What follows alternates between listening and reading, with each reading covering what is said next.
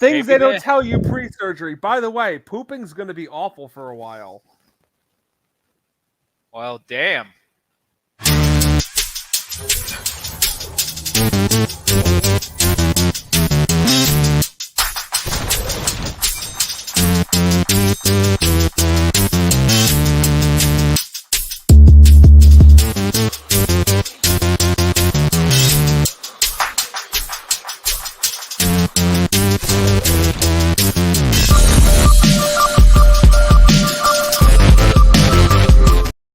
Ladies and gentlemen, boys and girls, children of all ages, welcome to the Diz Idiots. We're the idiots, so you don't have to be. We know everything and everything about Disney. If you know it, we don't know it. We blah, blah, blah.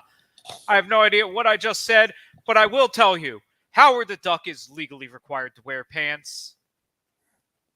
But Donald Duck's not? Nope. Correct. This sounds like it's a crime. No. One spends time in water. The other was Howard.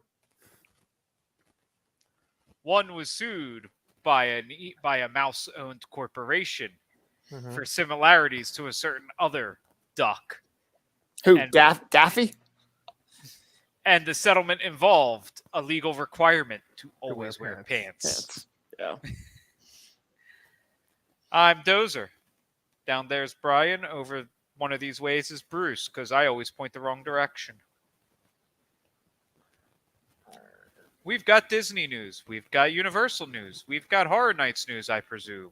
Oh, we got Horror Nights news, baby. Oh, yeah. What's that on your shirt there, buddy? Well, as you can possibly tell, if you can tell, I'm leaning back a little bit here. But we got our next announcement. We were told not to wait. We were also then told to wait a week before harassing them. So everyone has now started harassing Horror Nights Twitter again because, hey, don't tell us to wait a week. We finally got our second announcement, heavily rumored, just like it was. The Last of Us is coming to Halloween Horror Nights. Not the show, but the Naughty Dog game itself. Seeming to be mostly set in the Pittsburgh quarantine QZ. It's hard to say what they're going to be doing. But if the shirt's any indication, it's from the game. Joel and Ellie from the game, not from the show. It's going to be expected to be awesome. And hopefully it's just part one, not part two. Probably part one, especially if they're only doing a QZ zone. We'll see. Yeah. I'm just hoping for the people who haven't played the games that have watched the show that, like, if they're into it, like, for spoiler wise, like, hopefully it's just the first game, because otherwise, if people have watched the show again, it's just the game Pittsburgh. From what we know, it's mostly taking place in the Pittsburgh quarantine QZ. That's what we think. That's at least what they've said. I'm sure we're going to see locations from the game. But I don't think there will be spoilers of Game 2, mainly because Game 2 is so much bigger than Game 1. Yeah. I don't see any spoilers here. You're going to fill a house just with Game 1, even just part of Game 1 alone. Well, let me ask you this. Do you think, now this is, hypothetically, do you think they're doing the game, if it's just the Pittsburgh, do you think they're testing the waters to see how it does? And if so, then maybe next year or whenever they'll do the based off of the TV series? No, I think you do games only. Okay. You could get something based off the TV series, but it's actually the reason they didn't do and I think it's smart not to do the TV series. The games have one thing the TV series didn't, and that's infected. There were more infected. You did see them, but there were much more infected. And I love the series, but there were much more. And they promised season 2 will have more. There were much more infected in the games than in the series. So I think that they're saying Pittsburgh QZ, but I'm calling a little. It's Texas Chain. It's the first Texas Chainsaw movie. No, it's really happened between the. I'm thinking there's a little BS going on here. We'll only know when the event comes. It is a double coaster. Is a double coast house. So expect this is just the first of the preview merchandise. So it's obviously going to have a lot. I'm expecting to have a lot of things represented here. And I think if it goes well and Naughty Dog's happy, you will get a part 2.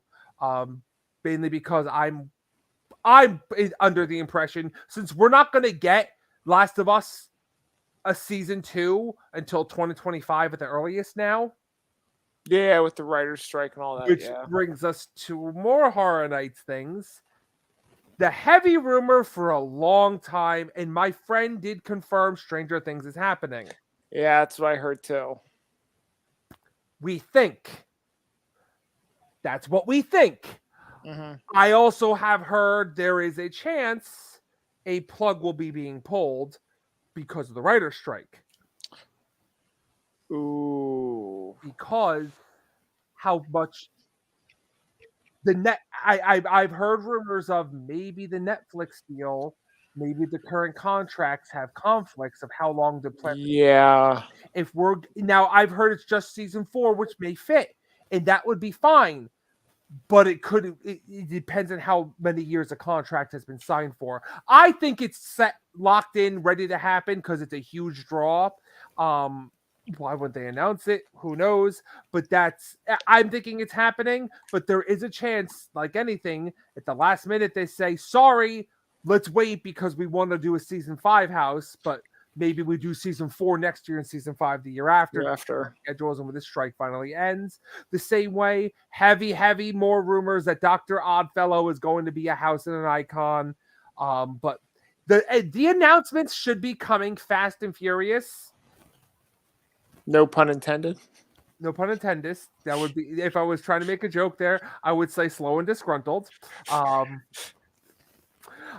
they should be coming rapid now because we're almost in July. And standees usually go out beginning of August to start the beginning of September.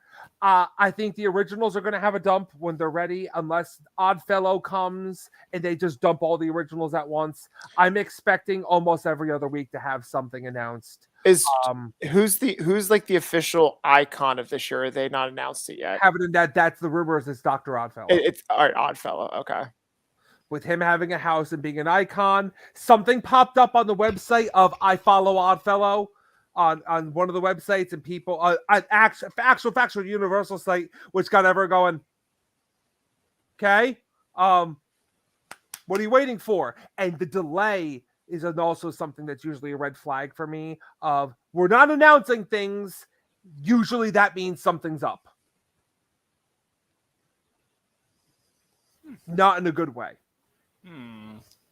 Well, speaking of Universal, the Minions Land had a nice little soft opening, which looks freaking that Minions Cafe looks amazing. It does. The entire theme. It does. Honestly, I'm like, you know what?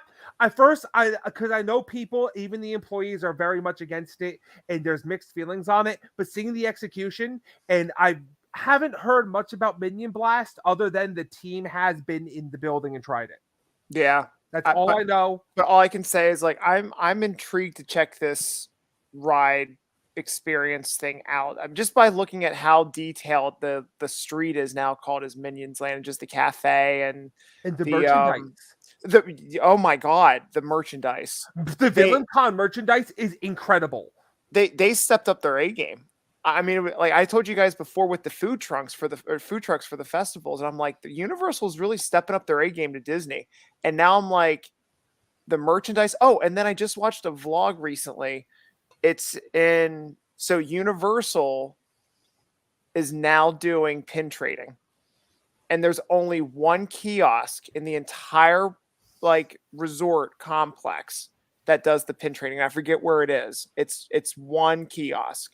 But I mean, you could buy Universal pins anywhere, but they're testing this pin trading system out now, and I'm like, Epic Universe. They lay in $1 short to that, but well, I know, but I'm just saying, like, they're starting to become more and more on the same level tier as like a Disney experience resort. You know, you have merchandising, the experience, you know, immersing yourself in Minion Land. Bake My Day is fantastic for a bakery. I love Bake My Day. I love the Minion Cafe. I love the little touches. I love everything about it. Yeah. But it's all great. They're building some great new stuff. They need to learn how to take care of their own shit too. That's always been their issue is It's like, upkeep. look has- over here. Look what we have. All this new stuff. Like- Forget. Yeah, and then Like, I know I sent you the video, and I know you've seen it, Mhm. talking about the tragic disrepair of Jurassic Park River Yeah. Adventure. Last time I wrote it, it was in disrepair. That was like 15, 16 years ago. It's been in disrepair since it opened, since day one. Well, and I'm almost wondering, like, I know at one point they were contemplating on, I guess the Universal had so much money to spend on the parks, and they were looking at, should we bring the Jurassic World water ride to Orlando like we have in Hollywood? But they decided to double down and build a brand new roller coaster. However, I think they should now, because of Velocicoaster being literally right next to the visitor center, they should just slowly transition that whole land into Jurassic World eventually. And I think that's why they haven't really touched the river adventure right now, because I think they're trying to get money figured out to then put back into the ride. Oh, that's just my assumption. I'm assuming they're eventually going to turn that to Jurassic World. There's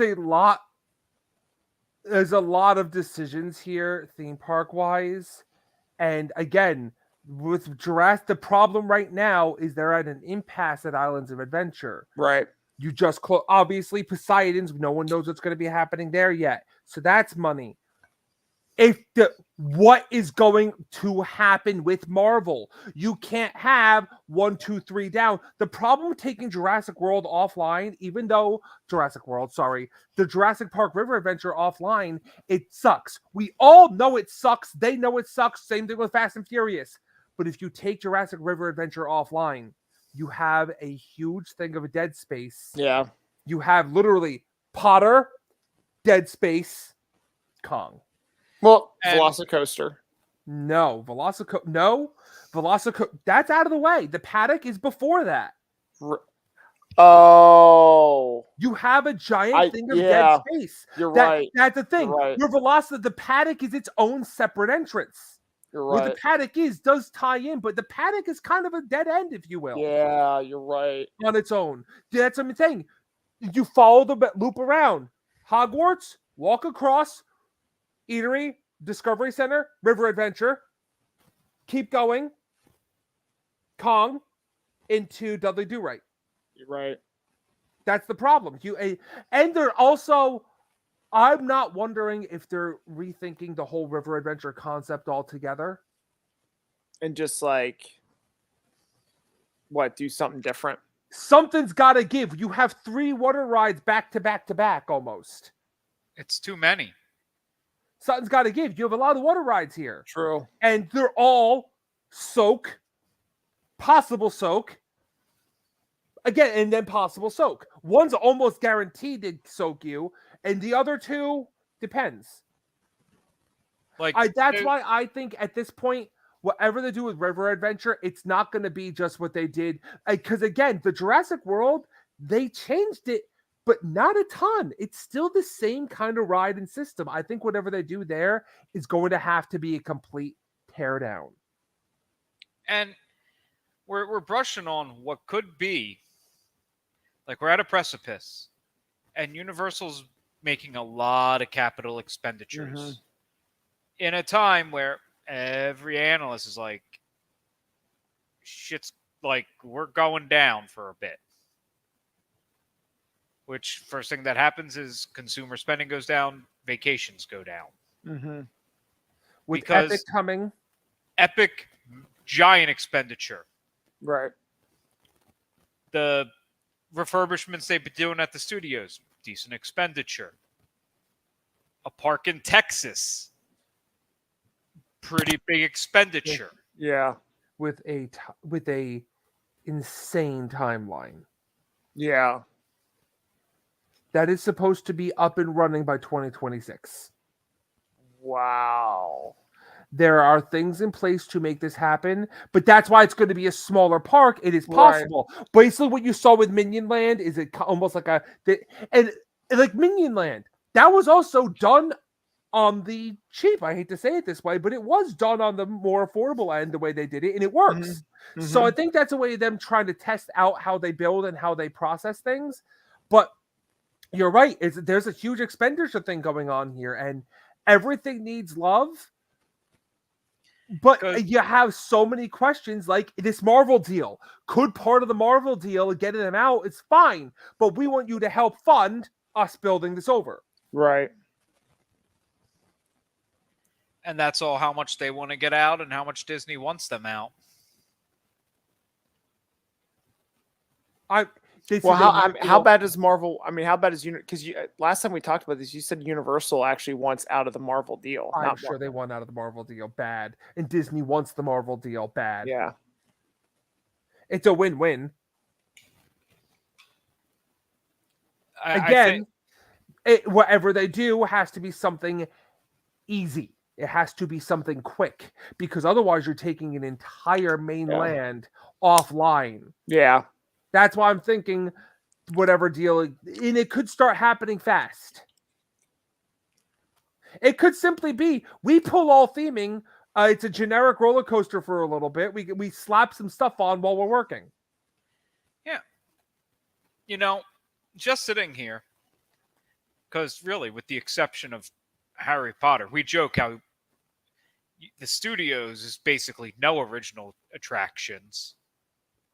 And Islands of Adventure's like, except Harry Potter, yeah, we haven't touched the shit.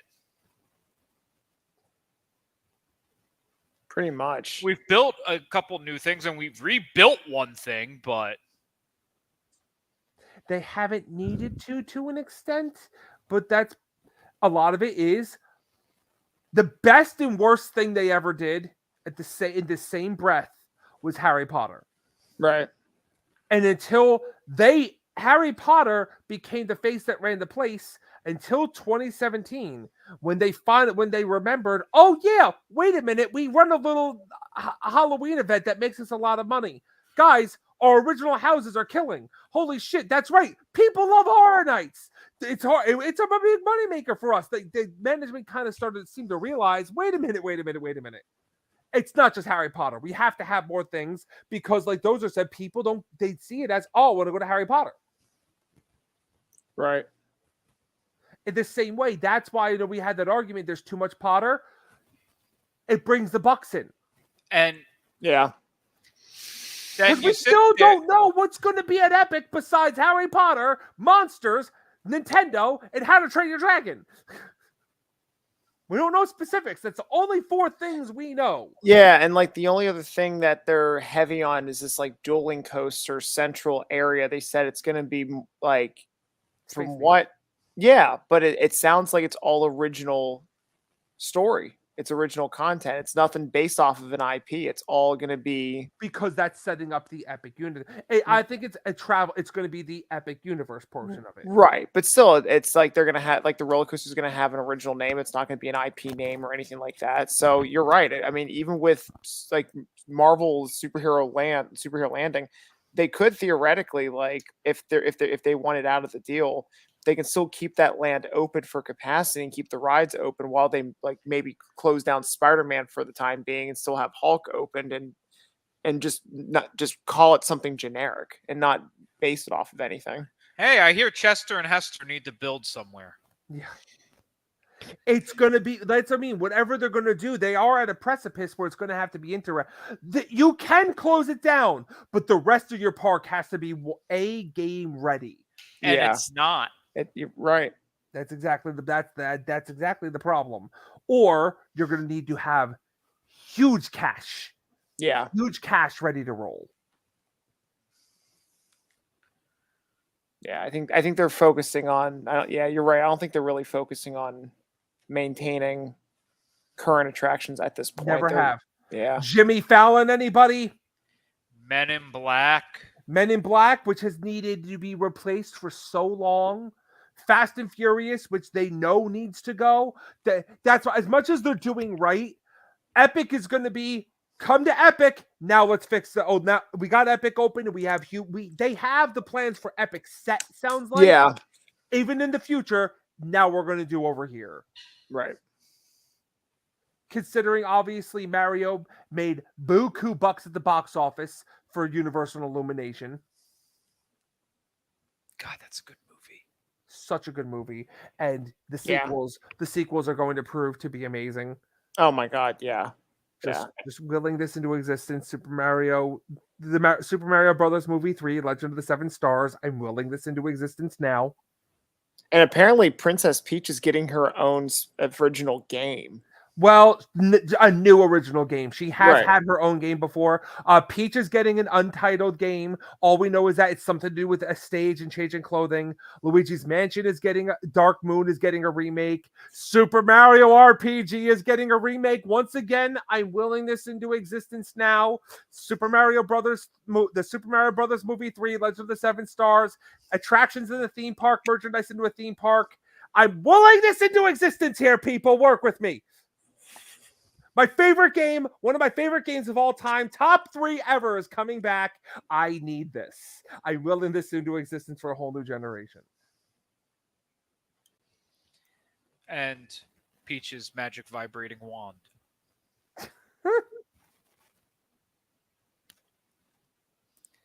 Hey, I'm going to will in the dirtiest joke Nintendo's ever snuck in a game.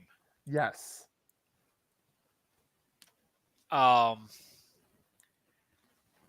Yeah, so they just got to figure that shit out. But once they get it, they're good. The things are.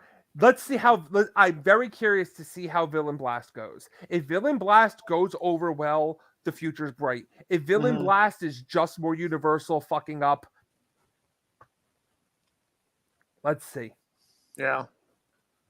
I know, because right now the box office isn't doing too hot with their films. Flash is tanking.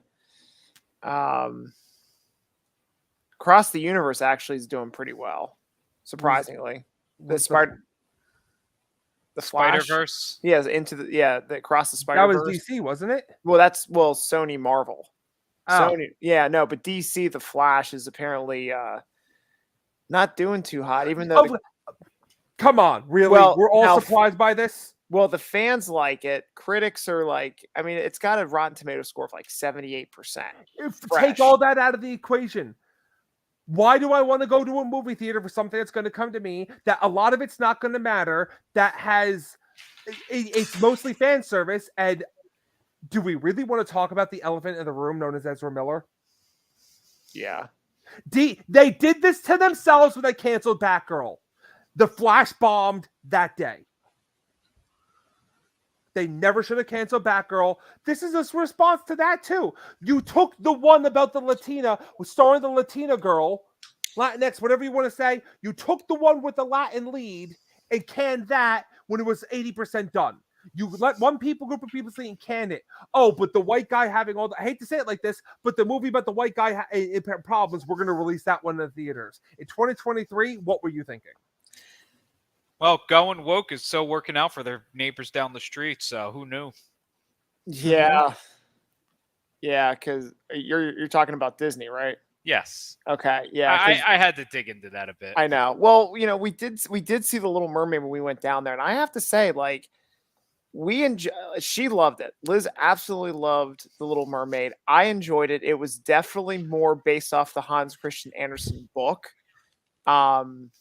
Does she turn into foam at the end? No. Then come back later. I have a Hans Christian Andersen version of the film. It's called Ponyo.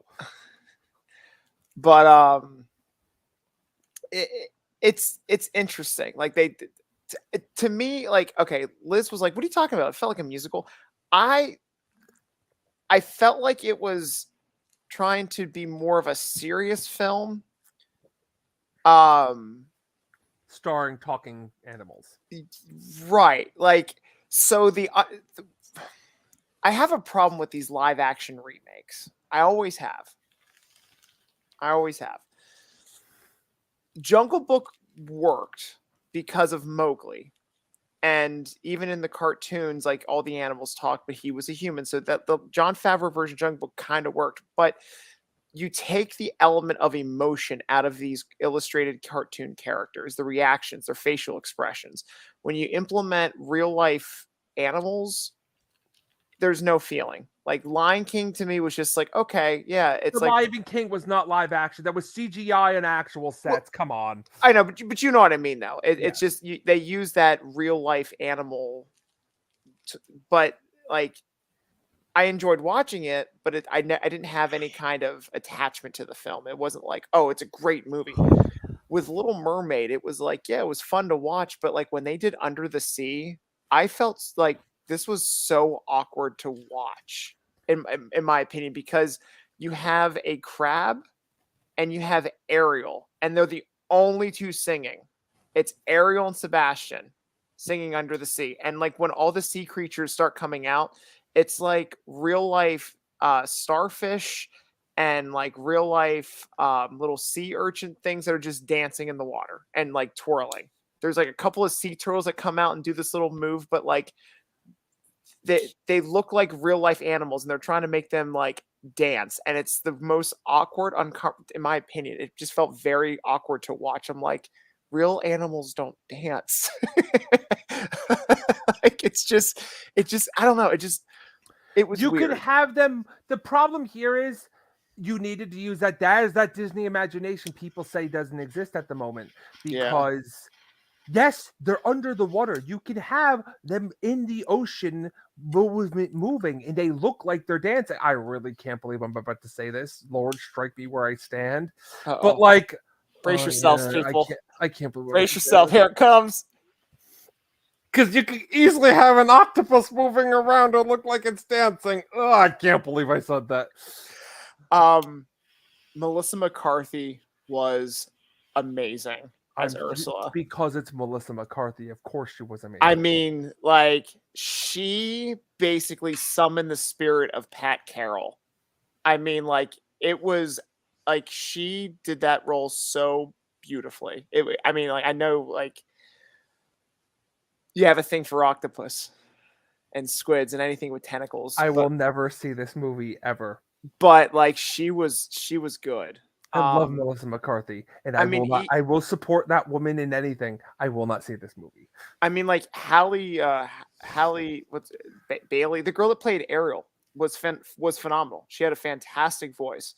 But when Sebastian started talking, and I recognized the Jamaican accent, but I knew the voice, I was like, I know this voice, and this is way before we even heard the original songs, which I'll tell you guys about those. And I'm hearing this voice, and I'm like, God, where do I know that voice so far? Where do I know that? It's David Diggs. David Diggs, yes. Yeah. Of course it is, because Yeah. he hires the same people every time. Yeah. And then when the original songs came on, I go, wait a minute. This sounds like Lin-Manuel Miranda. And sure enough, the credits start rolling. I'm going, I knew it. We're the only one who didn't know he was like heavily involved. You know, he helped supposedly with just lyrics. I don't know. I know Aquafina had a rap song as Scuttle, and I know that's where he was heavily involved. That's where it stuck out the most. There was two other songs that I was like, oh, I didn't realize he wrote them, because they didn't really sound like his material. Because he worked with he did not do it alone. Everything he did, he collabed with Menken on. Okay. Yeah. They did work supposedly Schmucko did work together with him. Well, so at one point they took a page out of the Broadway musical, because they're doing a scene where Ariel's singing in her head. And at first I was like, oh wait, are they doing, and I forget the name of the number, the song and the musical rendition of it, but there's a moment on Broadway where it's right after she loses her voice, but she's singing to the audience. Hold please. I forget the name of the song, but hold please. I did see the show, and since Sherry Renee Scott was the star there, because none of this is coming to me.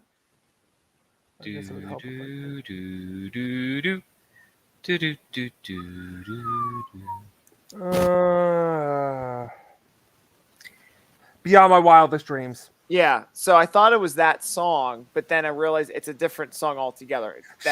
She's not actually in that song. She was not necessarily singing aside to the audience. She was just singing her feelings as the action would stop. She sings her feelings, or she's singing her feelings as they're moving around the stage. Right, right. So they did something similar to that, but like the whole scene was basically like her as the dialogue, like monologue, and the scenes are happening, but Yeah. she's singing in her head. So I thought that was kind of neat. He wrote that song. He wrote the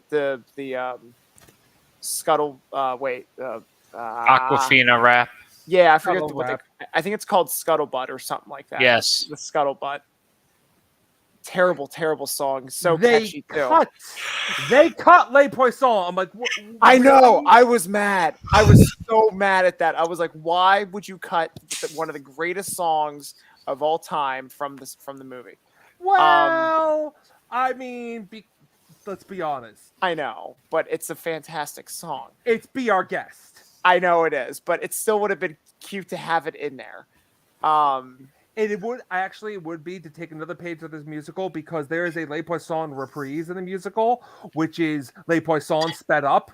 Yeah, and It's so you're like, wow, it really is Be Our Guest. Holy crap, there it is. And then in the movie, they at one point they cut to the can right after the song. I remember that vividly because they're like he's running around the kitchen with the knife trying to cut Sebastian, all that stuff. So the third song that I actually kind of liked, they wrote a song for Eric to sing about finding like the woman, the voice, so like who is Her she? And all voice? it's not her voice, but it's again that same kind of concept. Like so, they had Broadway elements to the musical, so I was like, okay, at least they're trying to make it more like the Beauty and the Beast. I couldn't stand. I could not stand the Beauty and the Beast live action with Emma Watson. Frankly, I think Josh Groban should have just been the Beast in that film. But yeah, I just have these issues with the live action reimagination, retelling stories. Like Aladdin, I was like, meh. Like, you know, Robin Williams will forever be my genie. I had an issue seeing Will Smith. That's because that's not for us. My niece loves that movie. Really? Okay, so it must be a generation thing then. Here's the thing. I think most of the complaints with Aladdin would have gone away if the cut of Friend Like Me they used in the actual movie was the cut from the credits. I see what you mean. There's Never the saw the one movie. where there's the version where Will Smith is being Will Smith doing it. And isn't that in the credits with DJ Yes. Khaled? Yeah, DJ Yeah. Khaled's remix. Yeah. And then there's the one where it is Will Smith being Robin Williams. Which doesn't work. Right.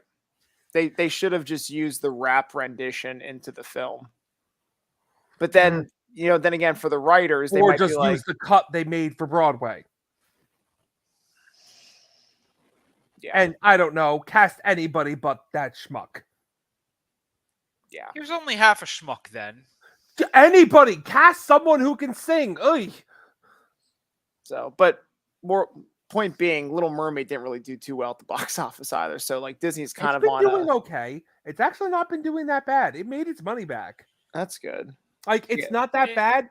Elemental's more the issue, but Yeah.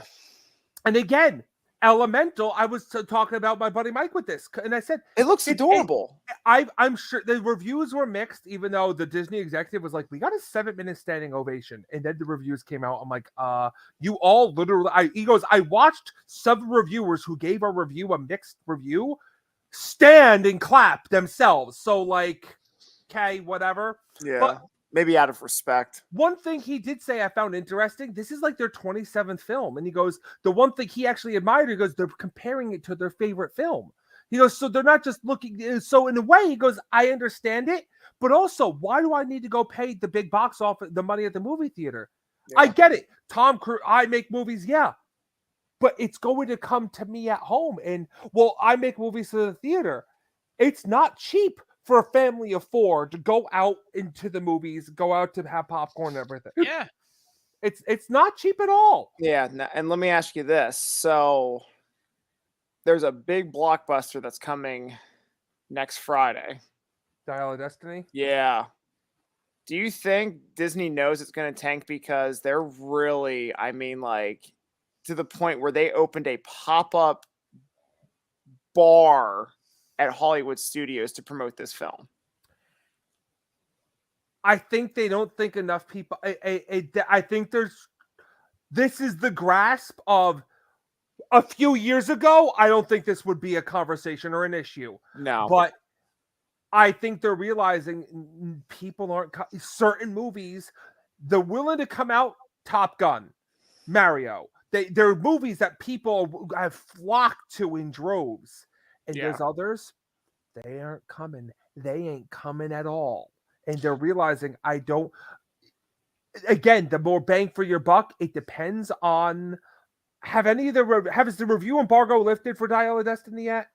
That's going to depend. Everything. I think the movies that are doing well are the ones that are going nuts on social media. People are saying, you got to see this. And yeah, I know. And the thing is, it's like most of the stuff that you see or hear online is nothing but mediocre to negative to them saying, well, the rumors are true. Kathleen Kennedy struck again with this film, with what she did to Star Wars, she's doing with Indiana Jones. And it's like, and then slowly you're getting these, because now it premiered in Hollywood.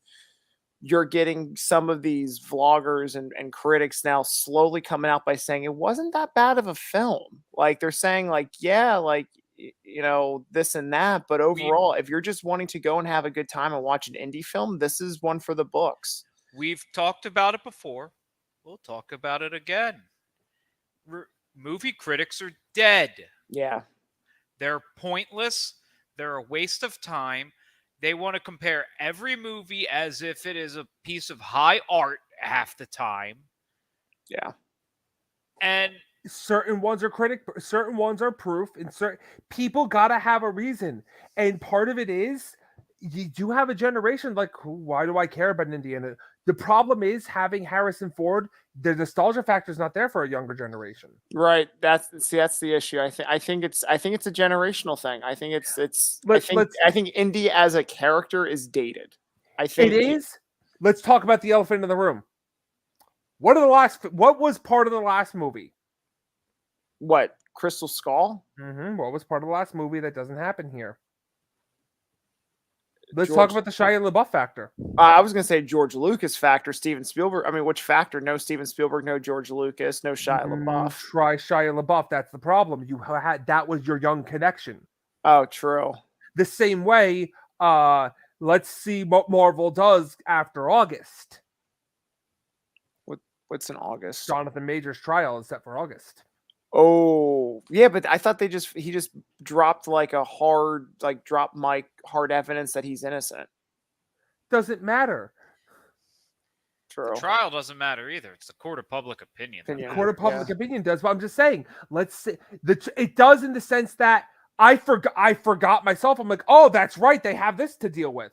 Yeah. The court of public opinion's everything. Let's see what happens here. Yeah, I know. Like, Dozer's right. The critics are dead. You gotta give some bang for your buck here. And with everything going on, the Netflix password sharing, which is going to be a huge. Obviously, we have the writer's strike, which is all part of this, and the password sharing. This is huge because if this works in Netflix favor, I think they're lying about their numbers. But I digress on that. If this works, everybody's going to start doing it. Everybody.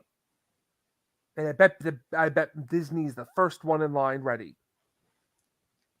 Oh, for the password sharing. They're watching Netflix going, if this works, get a system in place. Well, if it works, we're doing this immediately. Yeah. To get more people to sign up. And they swear it's working in their favor, and I'm telling you it's not. And a big reason I'm telling you, and this writer strike is the nail in the coffin for it, because no Stranger Things, no subscriptions. What are you giving people? Because Stranger Things is now on hold too. What you're going to see, if this works and this is implemented widely, you're going to see a lot more. Oh, I watched my show. I don't need it for another 11 months. Well, and I know that's another rumor, is a lot of these are going to start doing, oh, no, you're locked in. There's none of this. Ladies and gentlemen, I present to you cable. Yes. Yeah, exactly. it's coming full circle. That I have heard that too, where these streaming services now are going to be charging people for like a cancellation fee, something Or small like $9.99 or something like that. it's going to be if you cancel, if it's you go back and forth. No, you can't do that. But you're gonna. I think you're just gonna have like packages. Hey, you get 3 months. But that's the precipice going on there with that.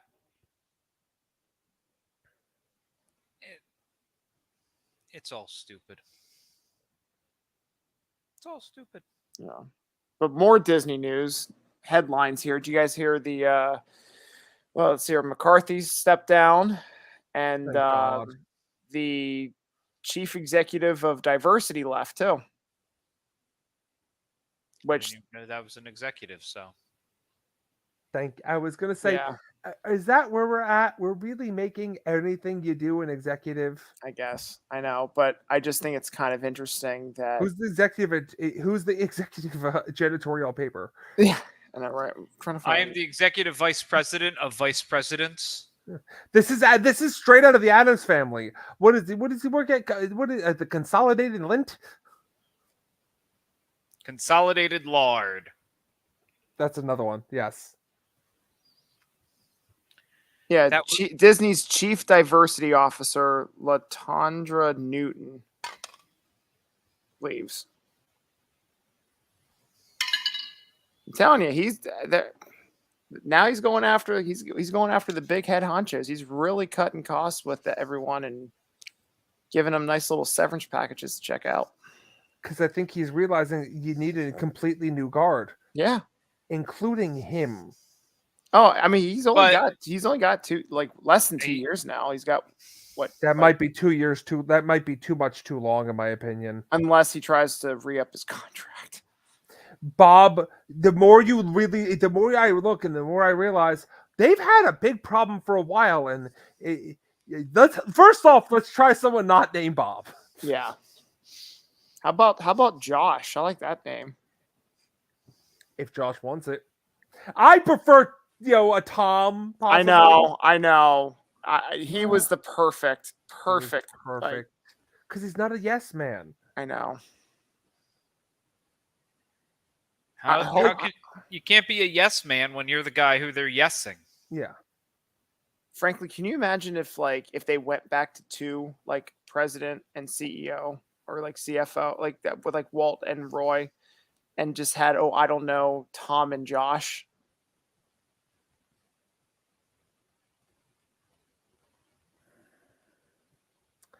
Could that work? Could people could love Stags and Demaro actually? People love Demaro more than I do. I'm a little unsold on him. I was actually hoping Lutz. I was actually hoping at some point Lutz was gonna move up higher. I think is Lutz still there? Beats me. I have not been keeping up on my Disney current people knowledge. Oh, listen, it is what it is. I think McCarthy going away was a good thing. What's Lutz's first name? I believe it's Chris Lutz.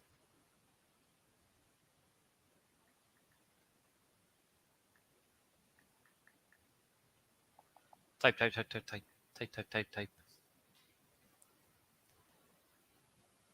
Man, riveting. Yeah, doesn't matter. Can't seem to find anything. Whatever. Yeah, doesn't really matter. It's a precipice. The same way, like we do it the same way. Do we have a date for Moana yet?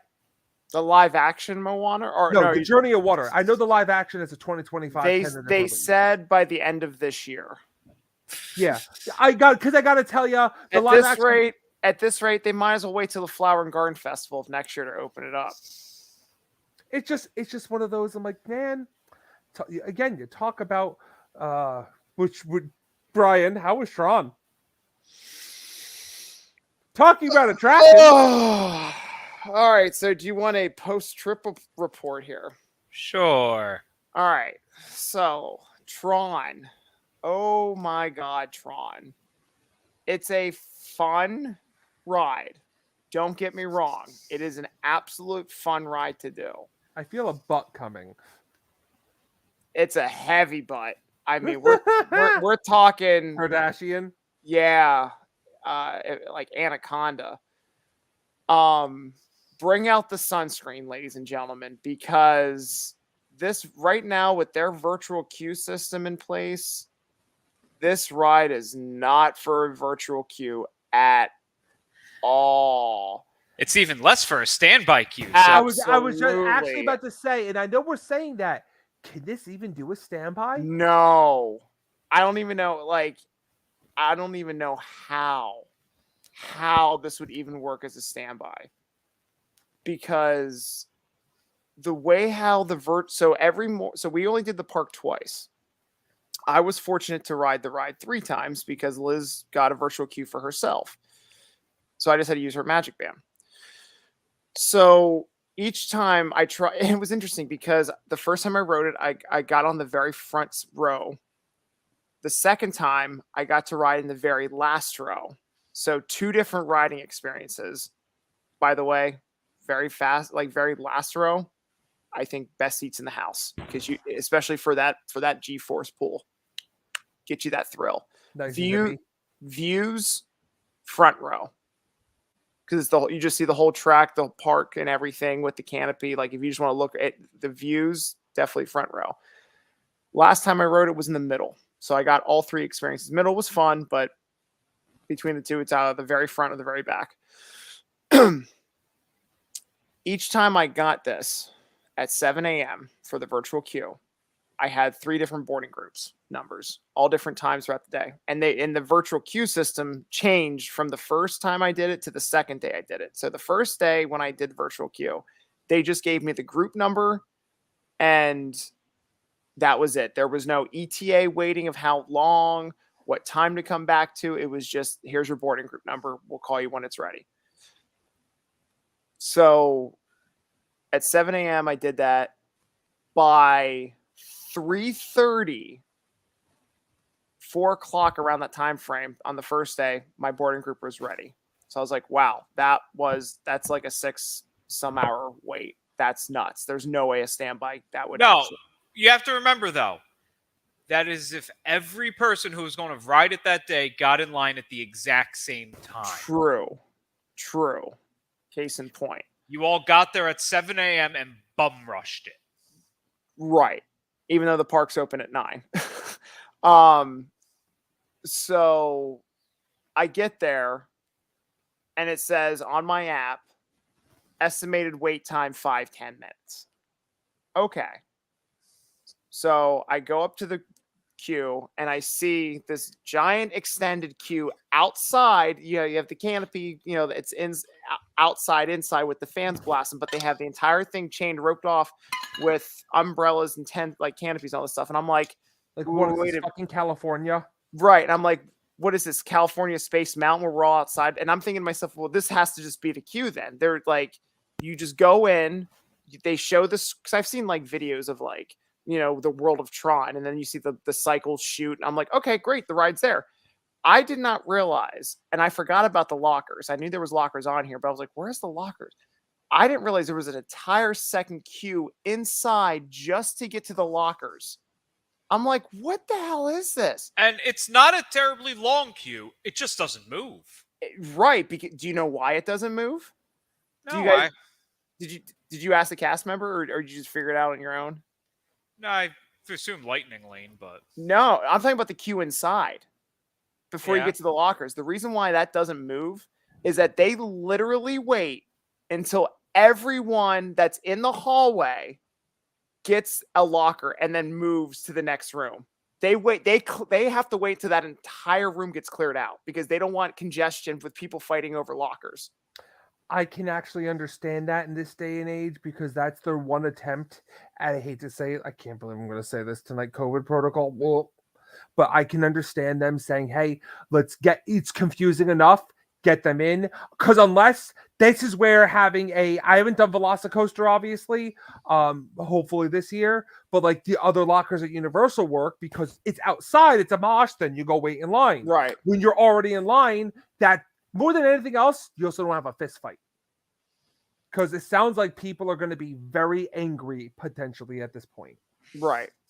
Because here's what made me angry about this. So, and Dozy, you rode the ride, so you know how the queue's set up. Yeah. So you have Lightning Lane on the left, virtual queue, standby on the right.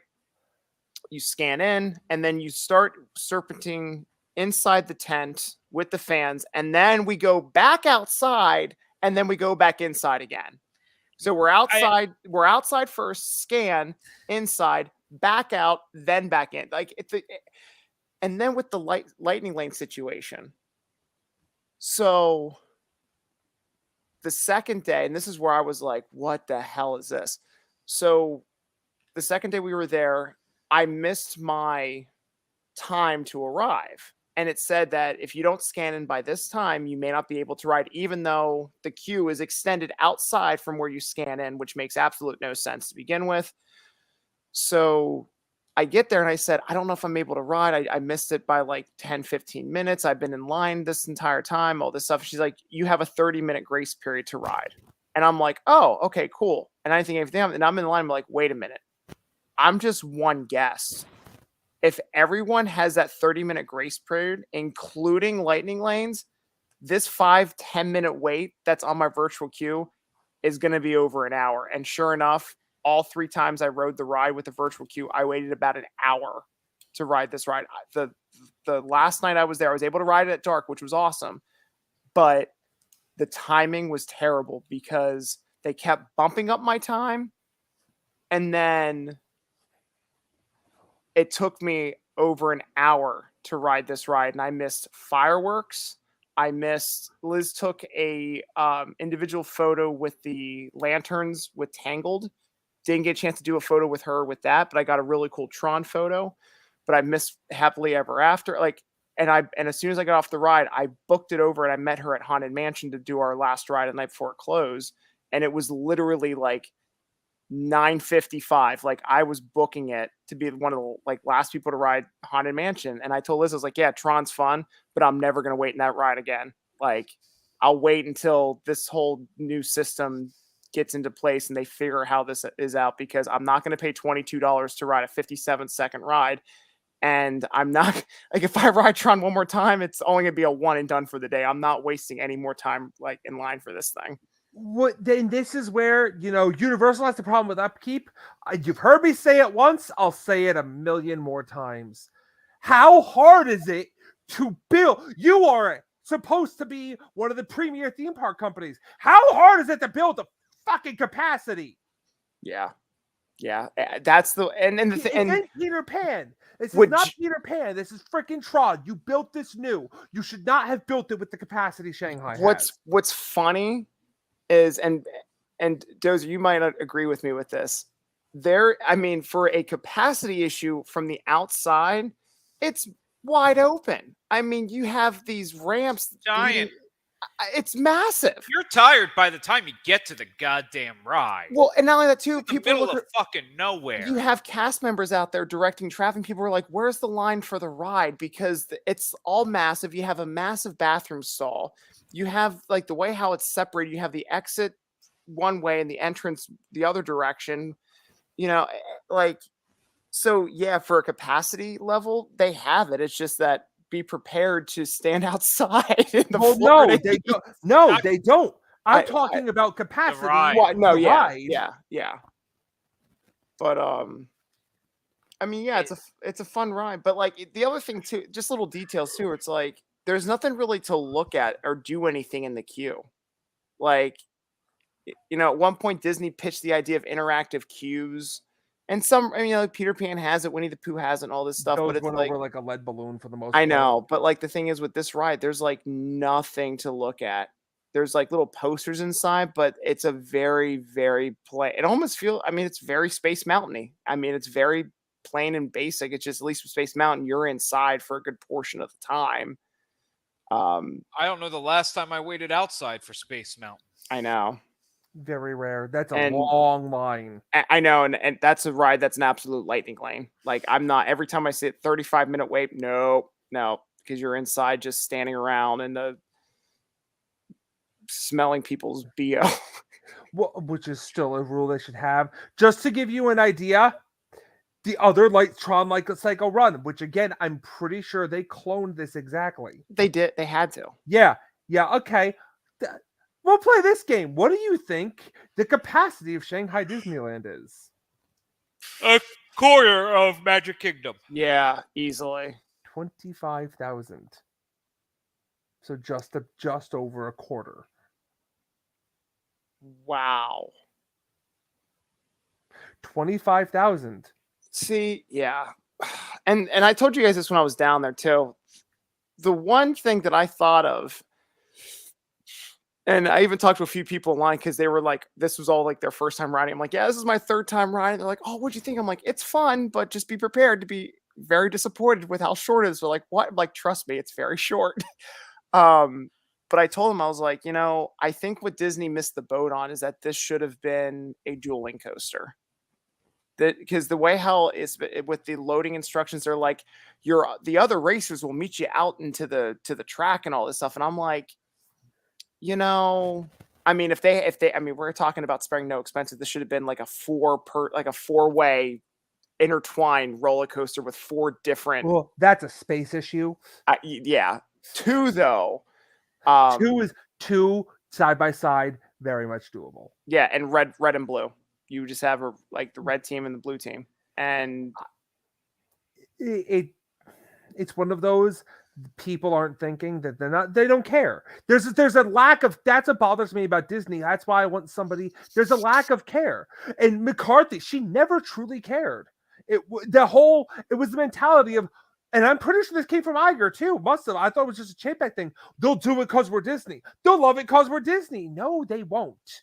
Yeah, see, and I was just watching, it was on YouTube. I came across it, but it was a really good business documentary about just the company of Disney and Bob Iger and all this stuff. And it's like, I look back on, yeah, you're right. He kind of pretty much, he was kind of a gambler, man. He took big risks and was like, oh, I'm going to invest in this company. I'm going to buy this company. I'm going to take care of this company. It was almost like kind of like a kid in a candy store where he's just grabbing and buying everything, but without knowing the repercussions, I guess. I don't know. Well, there's a lot. Won a lot. That's yeah.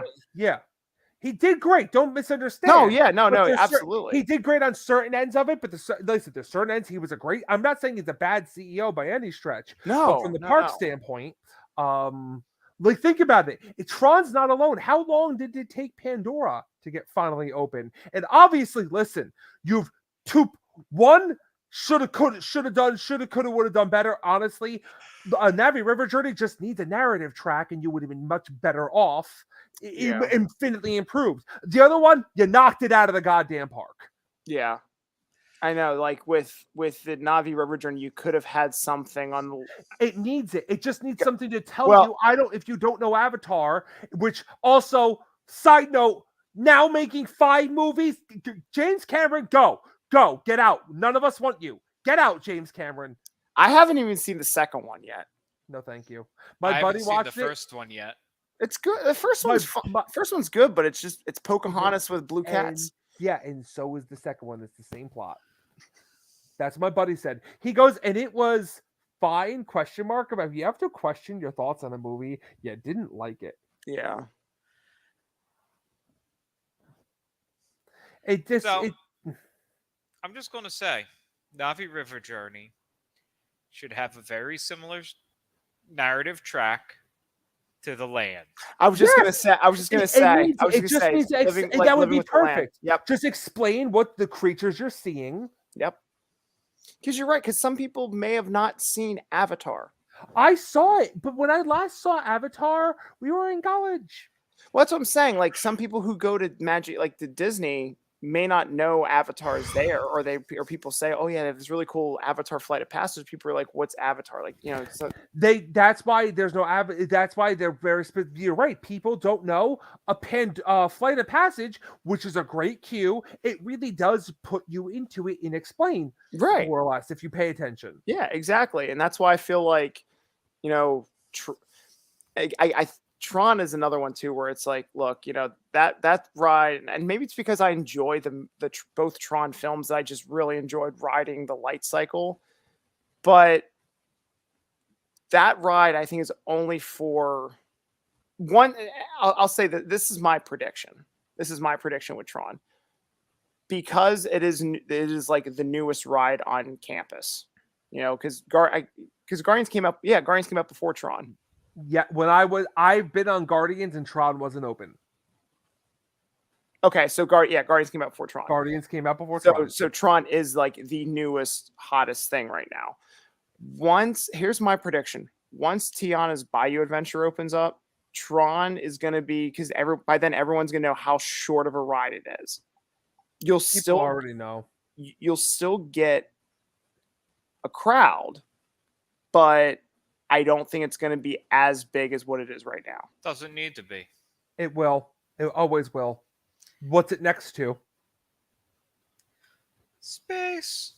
Mountain. Oh, look. Hey, we built 2 tickets at the end of a dead end again. Why do we keep fucking doing this? Oh, that's right. Yeah, that's Big the Thunder other- Mountain, Splash Mountain. Tower of Terror. There- Rock and Rock and Roll Rollin'. Coaster. You're right. They do. I mean, and Tiana's Bayou Adventure will be good. I'm sure that I love the idea of I'm what they're excited doing for, here. I'm excited. I about like this that. ride. I thought it was just going to be a rehash of the movie. The fact that it's its own new story, I'm like, this is going to be fantastic. I know. It's pretty much now like when they officially announced that, I basically put a big spotlight on it and say, okay, guys, you said it yourself. It's all original. Now don't back out. Yay, Art. Because sometimes Yeah. they say one thing and then they go, oh yeah. Oops. In fact, due the to budget. The only things I know about the attraction for a fact, I didn't even see, I don't think I saw Naveen's name. I saw Tiana, N- Mama Odie, and Lewis were all confirmed to come back. Naveen's nephew's in it, and I believe Naveen's also in it too.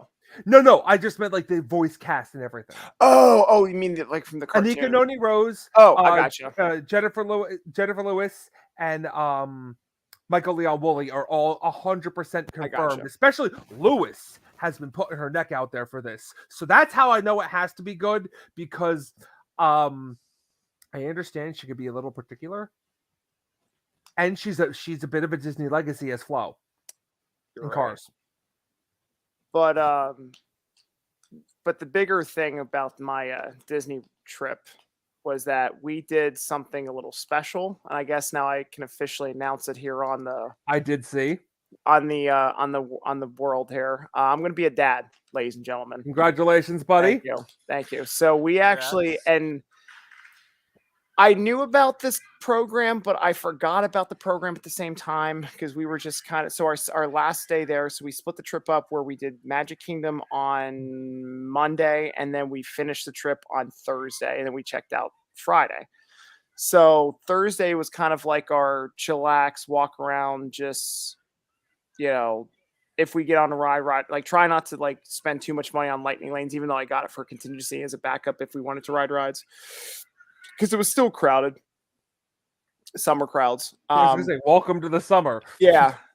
We did Create Your Magic. So we were doing a photo and on Main Street talking to a cast member. I was like, can you take a photo of us in front of the castle? We want to do like baby announcement photos. And she's like, why don't you guys actually do Create Your Magic? It's like $80-$90. You get 2 private photographers. They take you around the park in spots and give you photos. I'm like, all right, yeah, let's do that. So she told us about Main Street, but then they just started this one up back in April for Fantasyland and the back of Cinderella's Castle. So I was like, oh, right on. So this was a new thing that they just started in April.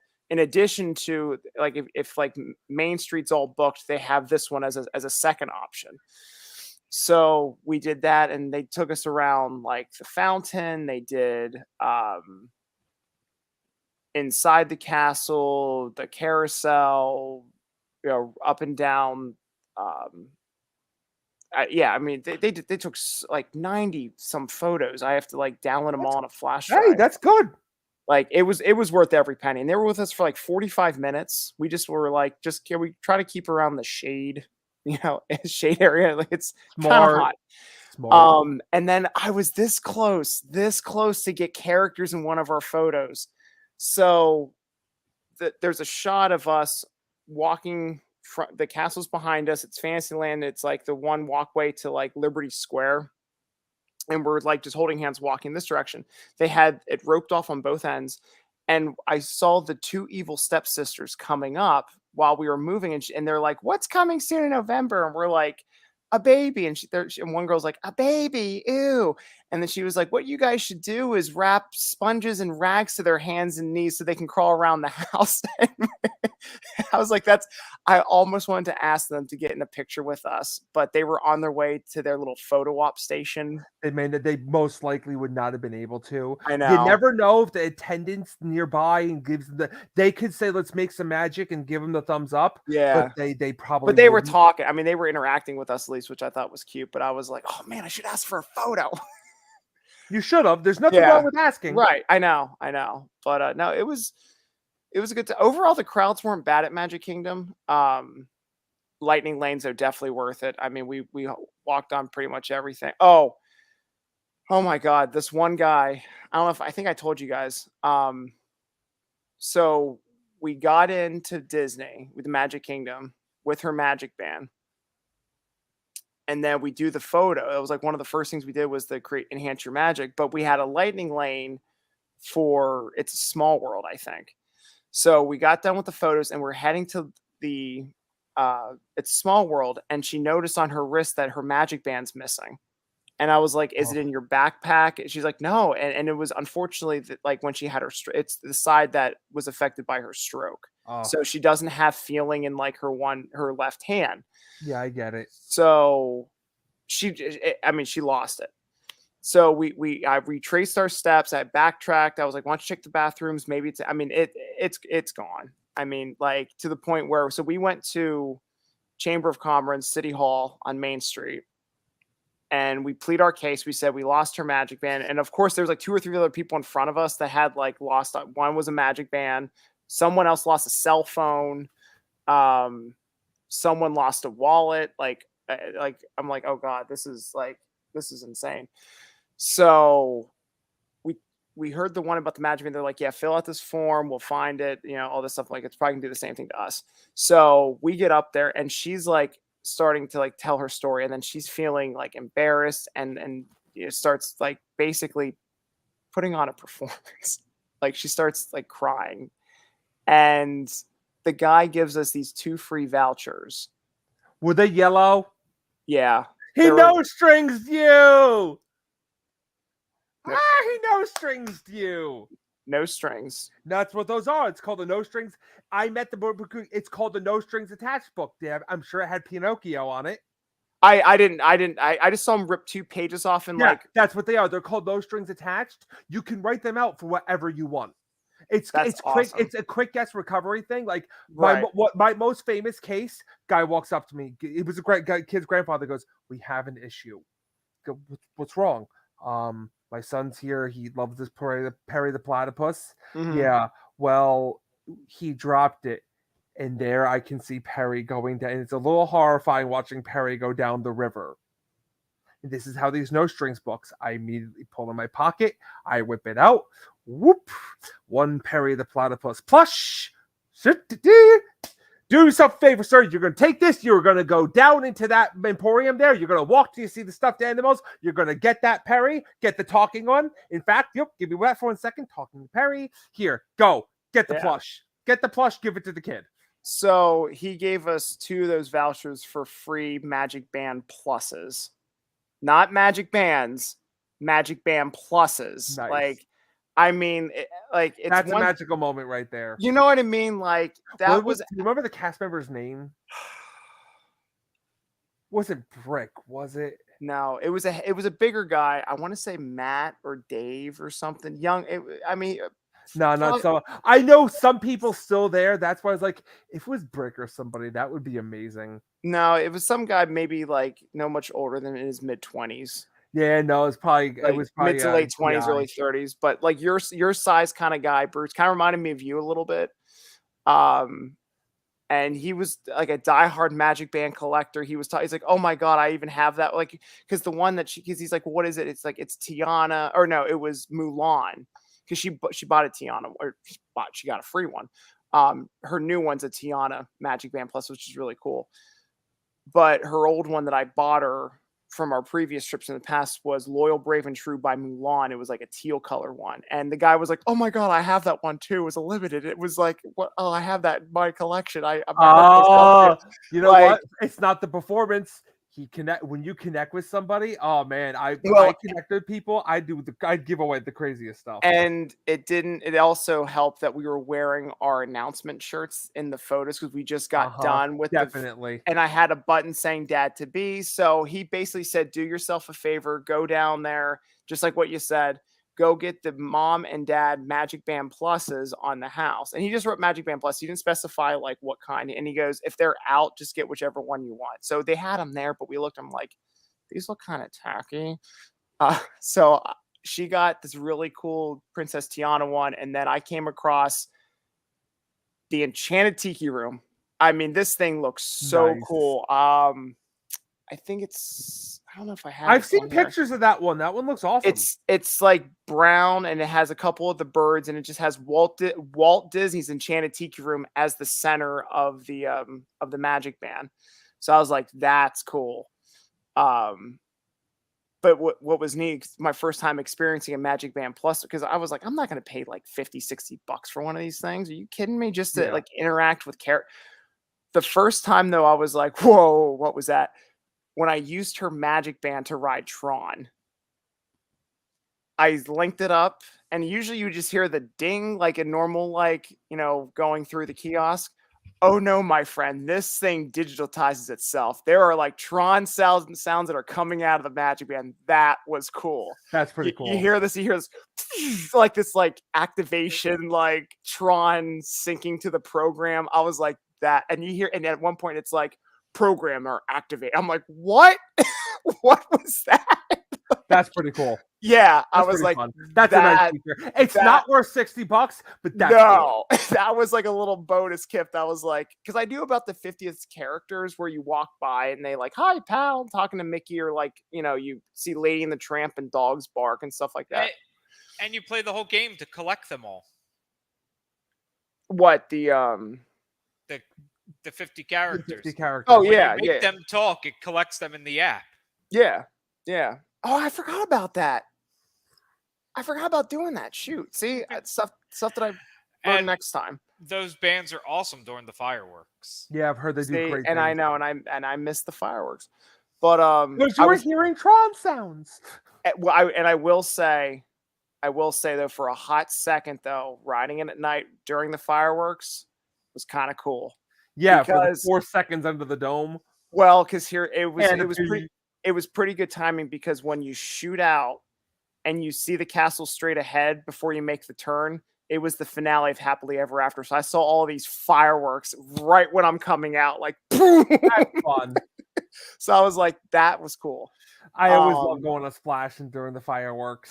I know. That's why I'm like, I can't wait for Tiana to Bayou Adventure to open up again just so I can see it during the fireworks. But yeah, we did that and then stayed at Port Orleans French Quarter. Had pretty much every morning we had beignets for breakfast. Oh God, yes. I tried pretty much all the different kinds of beignets they had to offer. There weren't that many. It was just the powdered one. And then you had their signatures, which was a cinnamon sugar. They had a raspberry glaze. They had a chocolate one, which was the chocolate was really good. Talk dirty to me. But the best ones there were the Bayou beignets when they're filled with your choice of rum chata, Kahlua, or Bailey's. Nice. Those were good. Those were very good. It just had this little shot test tube that you just squirted in. Oh, those were delicious. I was mad that the Sassagoula River was down. That bummed me out a little bit. We had to drive to Disney Springs because the water was too low. And then we realized, because that was our first day, because we're like, let's just head over to Disney Springs and shop. And the guy's like, sorry, the boats are not working. River too low. We go over to Magic Kingdom the next day. And Southside should have told you. what's that? Oh, yeah. Well, the guy, I mean, we were just actually talking to the boat captain. I mean, he was just standing out there at the little dock and in the shade. And we were just talking and all this stuff. And so we go to Magic Kingdom the next day. And I realized, oh my God, what if the boats aren't working in Magic Kingdom? They have to make everyone get on the monorail. Luckily, those boats were working. The water, I guess, was deep enough at what is that, Bay Lake? Lake Point. What's the lake that's right there? Seven Seas. Lagoon. Seven Seas Lagoon, yeah. Yeah, so the boats were working and they were Because it's a working. lake. Well, yeah. And boy, let me tell you what, they were working that Monday because when we got to the TTC, there was a massive line for the monorail. A massive line to the point where I was like, yeah, no, we're taking the boat. We get down to the boat. We missed the boat, so we had to wait till the next one to come back. But they were back within like less than 5 minutes. They had two boats. They had two boats going. When they're that crowded, it's a full boat operation. And when that Yeah. goes, the boat is actually fantastic. They had both docks open, so they had two boats going at the same time. One on like if the left would leave, the right would come in, and like, yeah, they were definitely at full capacity. They had trams going on for the parking lot. I mean, they were a full speed summer staff, at least for the capacity of what they can do for the park. Leaving Thursday night was Thursday was fun. So we did the Grand Floridian Grand Floridian Cafe for breakfast. Now, originally last year, we did the Polynesian, and we were able to just like say, hey, we have reservations for the Polynesian, park right in, no harm, no foul, like for dining. This year, however, was a little bit surprising. We pull up to the Grand Floridian and we go, we're here for reservations for the Grand Floridian Cafe. Okay, here's your 3-hour parking pass. I'm sorry, what? Oh, yeah, you only have free parking for 3 hours. Okay, they're like, well, and I realized, oh, wait a minute, they're stopping people from parking at the Sorry, hotels. Brian. So we paid. I helped this happen too. So we paid for valet. It was only $30, which Just hope you don't need your car when it's lightning out. Yeah. Well, and let me tell you what. So we couldn't talk about best time. I know about your story, Dozer, with the rain, and boy, let me tell you what, we had the most perfect timing possible. So Thursday, we're leaving the park. There's a mad crowd on the monorail. Everyone's hopping on the monorail. Everyone's hopping on the boat. I go, well, honey, we're walking to Grand Floridian. Because we were just going to take the resort monorail. I mean, just going to the TTC monorail line was massive, but the resort monorail had a long, like we were at the bottom of the ramp waiting to board a monorail. That's how backed up it was. Yeah. So, and the resort monorail wasn't coming. Like it was like 5 minutes go by, 15 minutes go by. Like there's still no resort. Because it has to make every stop. So I look at Liz, I was like, honey, why don't we just walk Grand Floridian's? So I asked the cast member, I was like, we're over at the Grand Floridian. We took the monorail over here this morning. I said, how far is the walk from here? Because like with my wife being pregnant, I was concerned about her too. I was like, are we talking like 5-10 minutes? Or like, yeah, even if you walk slow, you can get there in like 10-15 minutes, if that. I was like, okay. At least they reopened it. Yeah. And I'll tell you what, like, thank God they did. And thank God there's lights on that path because you're really close to the lake. Yep. I mean, they have it fenced off at certain areas, but like, at nighttime, that is dangerous, especially if there's any critters out there. So we walk back to the Grand Floridian. And now at this point, this is like our first time officially at the resort. Like I've been at the Grand Floridian just up on the upstairs lobby or like down at the restaurant, but not actually walking on the property. I didn't know where we were because that resort is massive. Like we turn around and I'm like, well, there's the pool. And I'm looking at some of these like buildings. I'm like trying to get the lay of the land, and it's dark and it's not well lit right now because they're doing construction for Grand Floridian. They're turning all of the rooms into like the Mary Poppins room, like decor and all that stuff. So they're doing one building at a time. So we got to this one section where I looked and it had it was basically like a marina that overlooked the Seven Seas Lagoon, and you could see the castle like straight ahead. And this one guy walks by, he goes, "Yeah, if you're staying at these DVC condos, that's like the best view to see fireworks." I'm like, "Oh yeah." You're staying at Narcoossee's. Okay, so I guess we were by Narcoossee's then. Yeah. All right, so I know where Narcoossee's. It was just that it was People love to stay at Narcoossee's and watch fireworks. Been there, done that. It's awesome. okay. Long story short, we did find our way back. We were literally like around. We just had to go like to the bank rights a little bit. I was gonna say you just go up and to make a turn. Yeah. And you're there. And I didn't recognize it because during the day they actually had a section like where the main lobby is, where the DVC center is, and you have the Grand Floridian Cafe, and you go out to the back, you have the swimming pool. They had this whole section boarded up because they were pulling the grass out to put new grass down. So we get back and I'm like, because I was trying to remember, like, okay, the construction walls. I'm like, where are the construction walls at? And I look, I'm like, oh my God, they just put the new grass down. That was it. Yeah. So we get back to the valet parking. We get our car. And as soon as we pull out of valet, it starts downpouring because there was lightning in the area. Like as we were walking back from Magic Kingdom, I saw this really cool lightning cloud in the sky right above the castle. And I wanted to get it like as a shot. But yeah, as soon as we left Grand Floridian, it just downpoured. I'm like, thank God, like impeccable timing. Because I'm sure if we got there and it was downpouring, they'd be like, sorry. Like, Enjoy. Go out and find it, you know? But yeah, that was a really, really good time. Great breakfast too at the Grand Floridian Cafe. I had this French toast. That was really good. Always a good option. Yeah.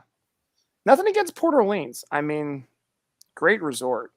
Oh, but the best. Yeah. The best moderate. We walked over to Riverside and checked out just the lay of the land over there. Saw the horse-drawn carriages. Thought about doing one of those, but they were all booked up. They recommend reservations 60 days in advance. Understandable. Sounds about right. Disney Springs is Disney Springs can get. But did you guys hear about the upcoming Jollywood nights that are coming to Hollywood Studios? Yes. Yes. What do you got? Your thoughts? Yeah.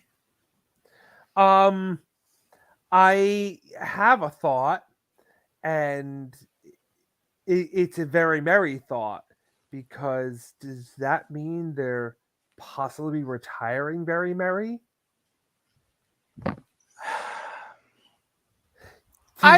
Can you have two hard ticket events? Because that's something here. We're looking at having two parks have two hard ticket events. Well, let me ask you this. Not necessarily on the same nights, though. But Very Merry runs so much.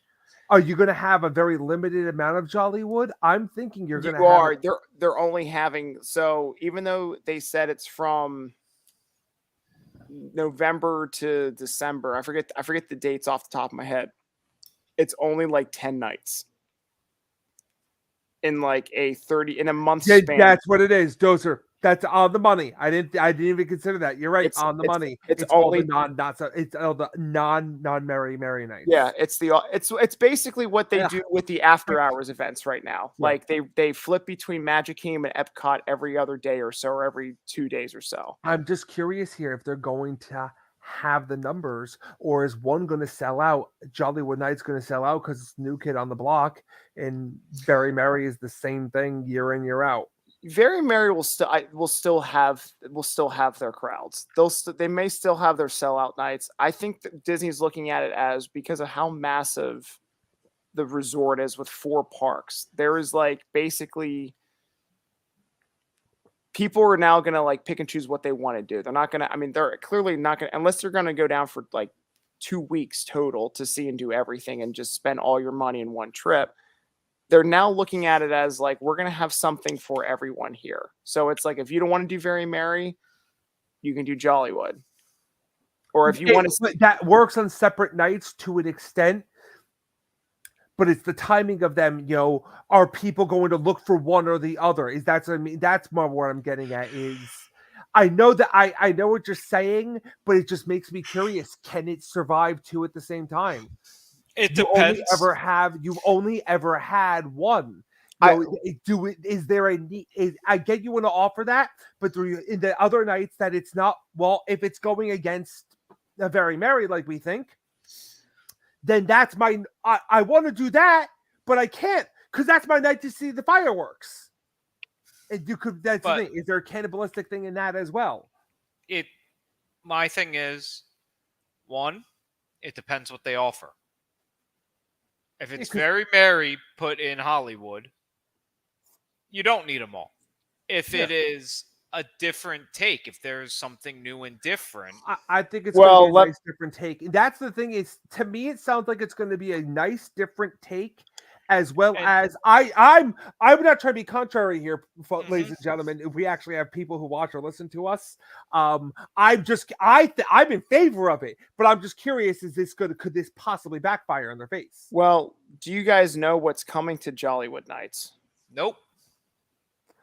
Well, buckle your seatbelts because it's not just the Muppets, my friend. There's one little thing that they announced that I was like, what?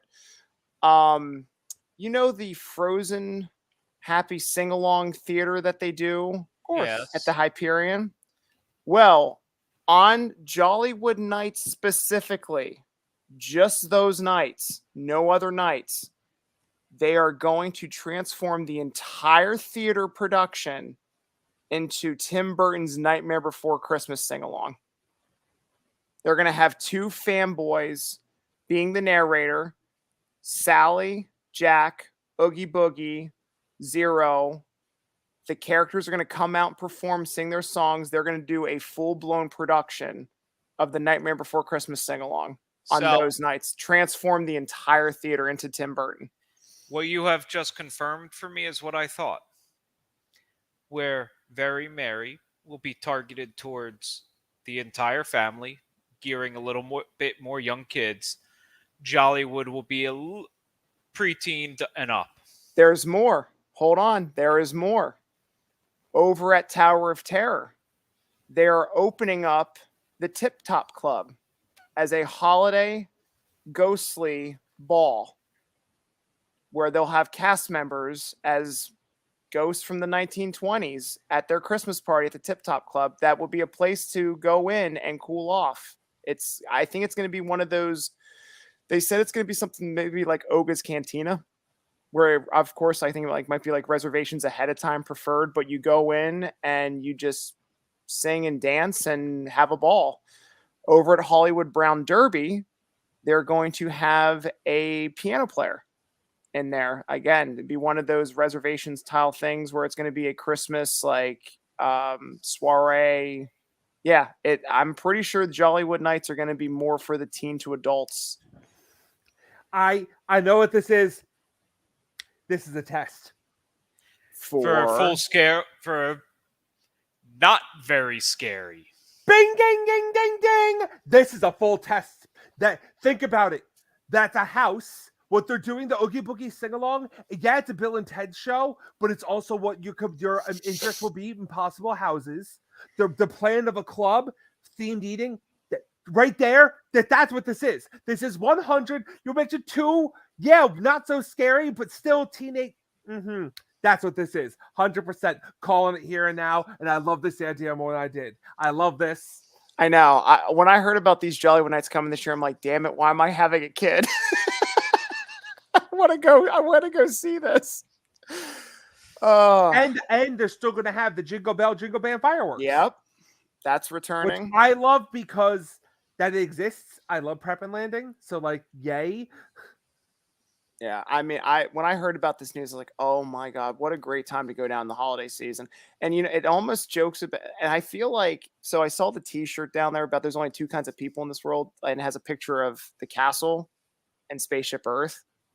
I think they should do a third T-shirt. There's 3 kinds of people: Castle, Spaceship Earth, Tree of Life. Yeah, Tree of Life. No, one for Hollywood. I'm telling you, I think Hollywood Studios is trying to step up. That's not the joke. That's not the whole there's only two kinds of people, Yeah. and that it's actually a joke of you people come. I wanted Disney with the castle. I got Disney with the ball. Yeah. That's the joke. Okay. That's why that merch, despite what anyone else will say, I'm telling you, that's why that shirt exists. That makes more. I didn't realize that. That makes more sense now. Yeah. 100%. If you really want to make the shirt, there's only two kinds of people: Mexican flag, Canadian flag. That's excellent. That is excellent. That's so true. I love that. That is so true. That's an Etsy shirt right there. There's only two kinds of people at I Disney: love Canadians that. and Mexicans. I like that for Epcot. Yeah, Which with the Epcot logo. hold on, let's answer these questions. Bruce, Canada or Mexico? Mexico, baby. Mexico. Absolutely, all day, every day. Who That's goes how to you Canada? start it. Yeah, that's how you I don't start need a it. beer to start tequila. Let's rock and Look- roll. Liquor before beer, you're in the clear. Beer before liquor. Besides, I want to get that aquavit crap out of the way. Now, let me ask you this: is there a small portion of people that start in France because of the International Gateway? Probably. But those Not people don't really, actually drink around the world. You wouldn't start with a mimosa in the morning?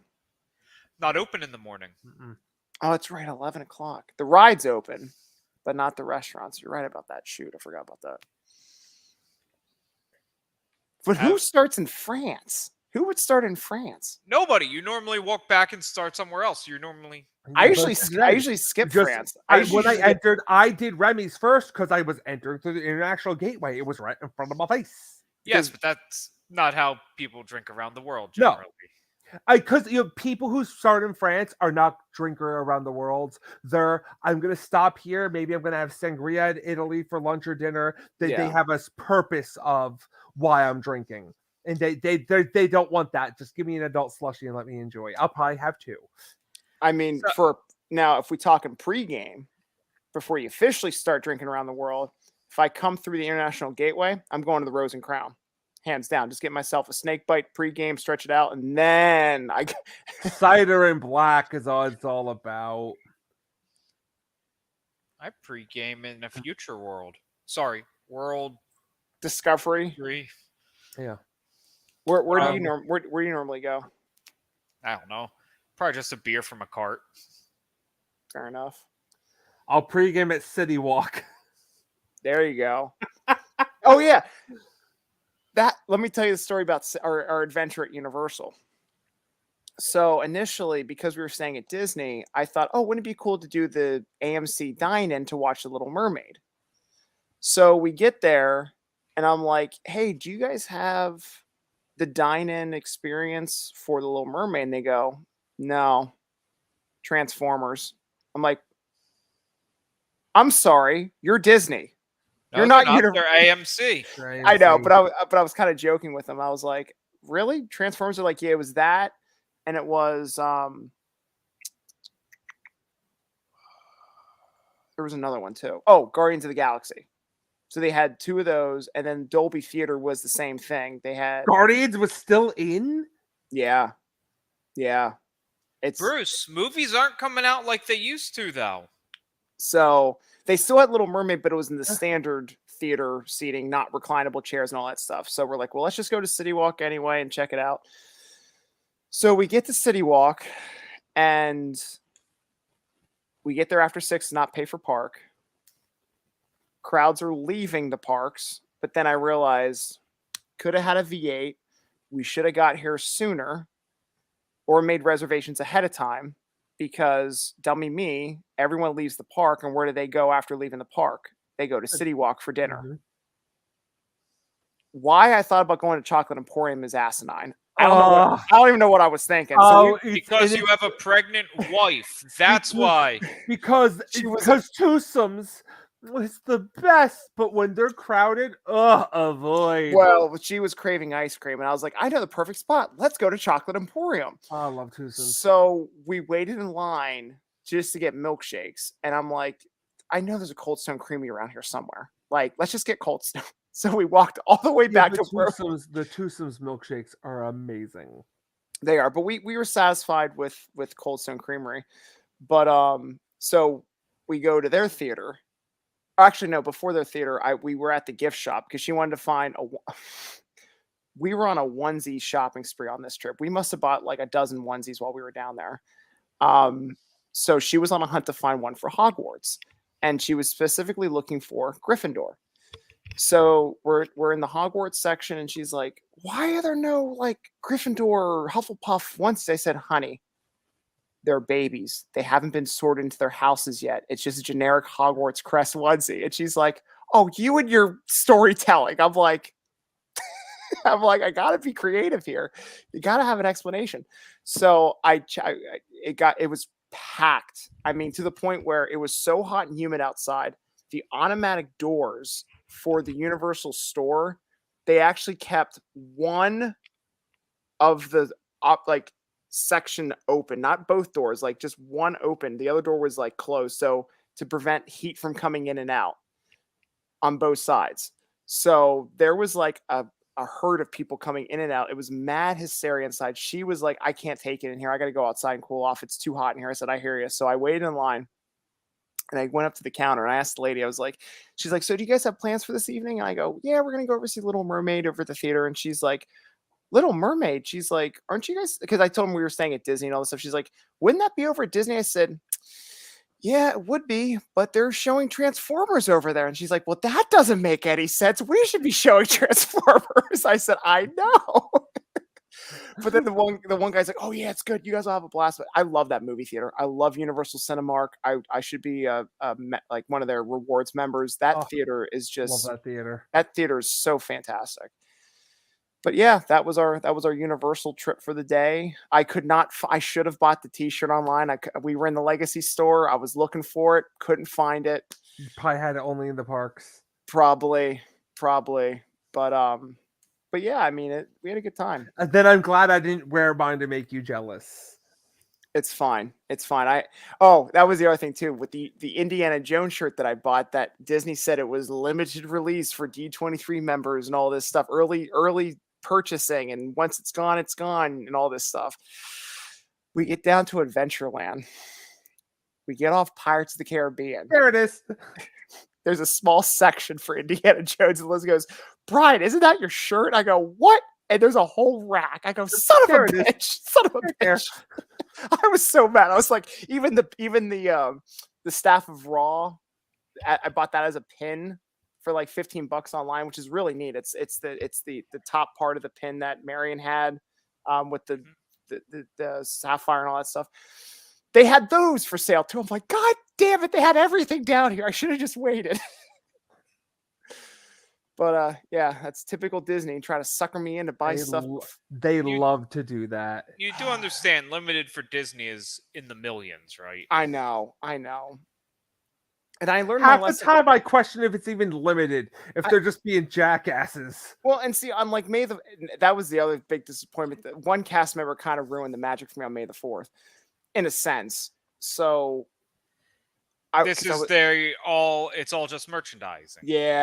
Yeah, because I was expecting like the fireworks celebration or something. It was like, no, it's just pretty much a big merchandising. It's a merchandising day, and that's when I was like, merchandising. Baseball's a flamethrower. Kids love this one. I know those shops. I mean, there were, I think, more people shopping on May the 4th than people riding rides or experiencing Star Wars Galaxy's Edge. That's what they want. They make so much money off that. It's insane. That market at Galaxy's Edge was like, it was like going to a flea market. I've never seen so many people packed in one section going in and out. And they want it because they want to say, "I got it on today."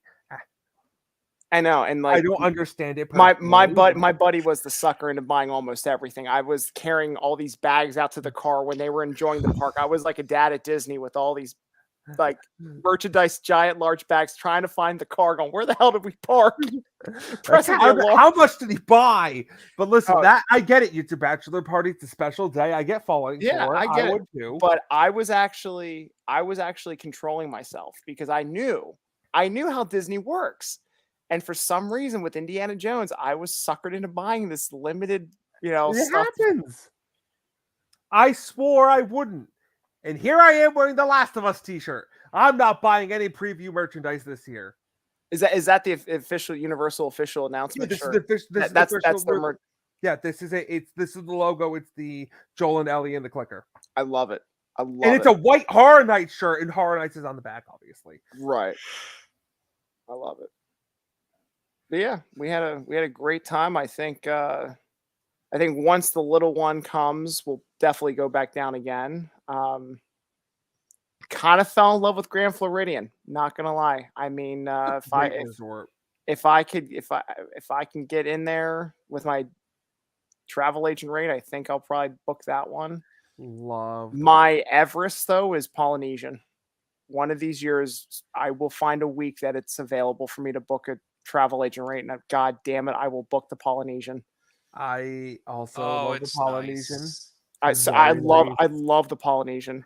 Very nice. The shops, the atmosphere, the pool, the pineapple lanai right outside by the pool that you can just get a Dole Whip right at your resort, not have to worry about waiting in line at the park. The convenience of how close is the Magic Kingdom. Oh yes, love the Poly. Yeah. And I should have took a photo because when we drove to the Grand Floridian, we drove past the brand new DVC condos they're building. It's nothing but one giant gray skyscraper right now, but it's coming along. The cell blocks. Just what we need. More DVC. I know. Disney jail. I know. The one that kind of makes me mad though is the wilderness cabins. That one kind of rubs me the wrong way. Why? Well, because they're transforming the cabins to DVC resorts now. And it's like people used to come. Yeah, you guys didn't hear about this? Oh, I did. Huh? You didn't hear about this, Bruce? Apparently not. Yeah, they're transforming all the cabins to DVC condos now, like DVC rental. Exactly. Because it's like people have been coming down for years renting these cabins out.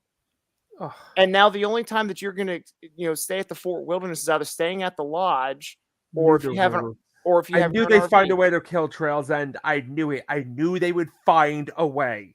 I mean, don't get me wrong. The concept art looks gorgeous for these condos or these cabins, but let's be honest. They look like HGTV flipper tiny houses with these windows that overlook the trees. And I will be only interested if they give me an Evil Dead cabin. Then I am interested. That's Universal. Universal will do a little Evil Dead campground. Love HHN in the woods. That would be cool. Brian, let's think of it this way, though. We're probably at a stage where the cabins needed full upgrade. Oh, sure. And when the full upgrade comes, what was going to come with that always is probably a price increase. Easier to justify said price increase when you now call it DVC. That's a very good point. True. And you'll still be able to pay cash for them.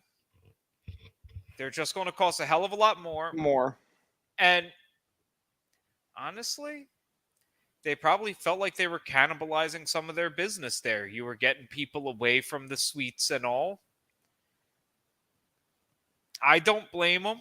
If they said they were totally getting rid of the campground, I'd have a problem. Right.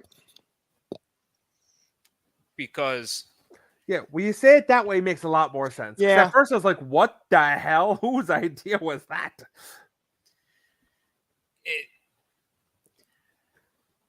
At the end of the day, it's still my dream to get a Winnebago and spend 2 weeks at the campground.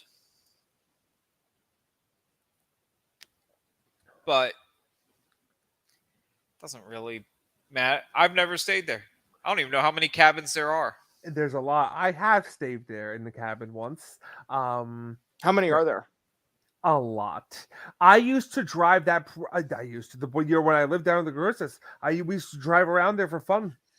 Drive around, see all the Christmas lights, and get completely. And I'm telling you, completely fucking lost. And I'm like, I don't know how we got out half the time. Wow. It was almost like the Lost Woods in Zelda. It was like or Killer, another door, another turn. Where are we getting out of here? And it just needs to also be mentioned, we are still dealing with the troubles of Alawani, which has completely fucked up DVC. It fucked it up. It's to the extent it actually broke it.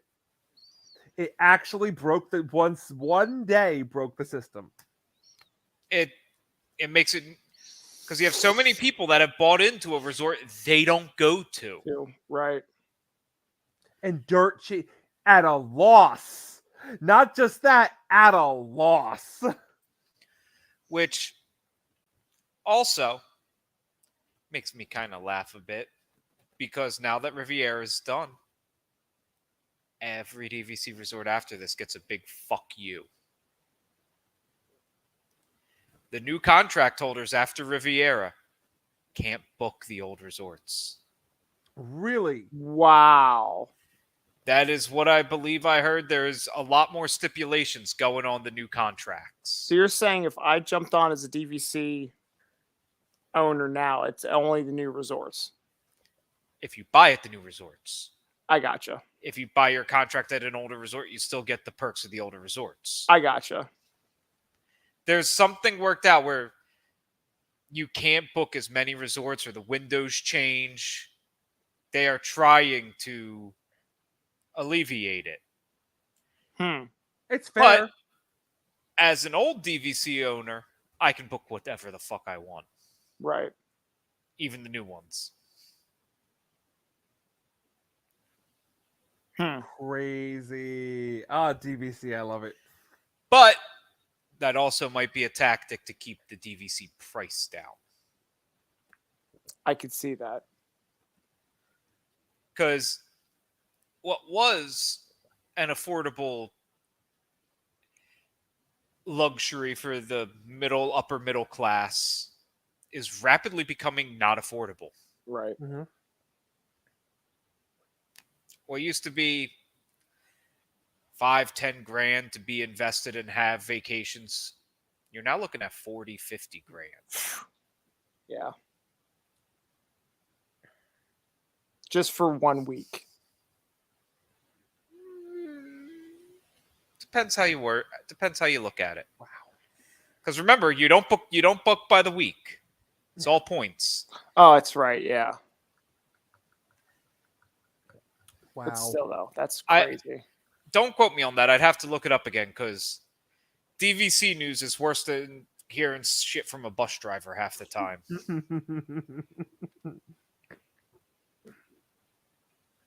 Because they change their minds all the time. But man, on that cruise ship, that guy tried to get us in for a third contract. Really? And then at Riviera, they tried again to get us in on a third contract, and I was tempted. So what do you have? So what two contracts do you have now? It's what, Animal Kingdom And Animal Kingdom. So it's just two for Animal Kingdom. Yes. Because the real thing when you get more contracts is you get more home resorts. Mm-hmm. But with our second contract, we weren't buying enough points to really ever be a week on its own. I gotcha. So we'd rather have all these points to really maximize our home resort advantage at one resort. That's smart. So we can hopefully book the 2 and 3 bedroom ones. Right. By accumulating those. Which for you guys will be key. Yeah. Yes. If it was still just Meg and I, we probably would have barred our second contract at a different resort to have 2 resorts we have the home resort advantage at. Right. Which 11 versus 7 months makes a big fucking difference. Huge. I'm sure. And there's been nothing more devastating than looking at the DVC website 7 months out and seeing you can't get Saratoga. Oh. I can't get the consolation prize at DVC. Wow. And it's funny, here I am. I need to book an entire vacation. Eh, in much less than 7 months. But you can, because I just those remember what I'm resorts, saying. Yeah. once you factor in the giant moderates and values, there are rooms available. Yeah. Oh my god, yeah. I can't emphasize how many vacant rooms were at the Quarter Lanes French Quarter. Just 'Cause by that's, walk. that's where I'm thinking I'm going to stay this year. Because if you good have a call. family, you don't stay at the French Quarter. You stay at Riverside. Side. Yep. Those Princess Tiana suites. And and also if you're just respectful and have kids, you don't stay at French Quarter, because French Quarter is the adult resort. Is it though? There was a It is. lot of there were a lot of kids at the resort. Yes, but it is thoroughly more adult than any other moderate. I can see that. There is the jazz club there. And it's quieter. It's It quieter. is. Less. Even Yeah. though there's kids there, it's still less. It's much Oh, quieter. You don't, It's a and very honestly, nice resort. you don't even notice the kids unless you're at the swimming pool. Like that's the one great thing about the French Quarter is like in the food court, yeah, because families getting breakfast and all that stuff, but the kids, you don't really hear or see them until you're actually at the pool. I have stayed at basically every Disney resort, most of the older ones, at least once.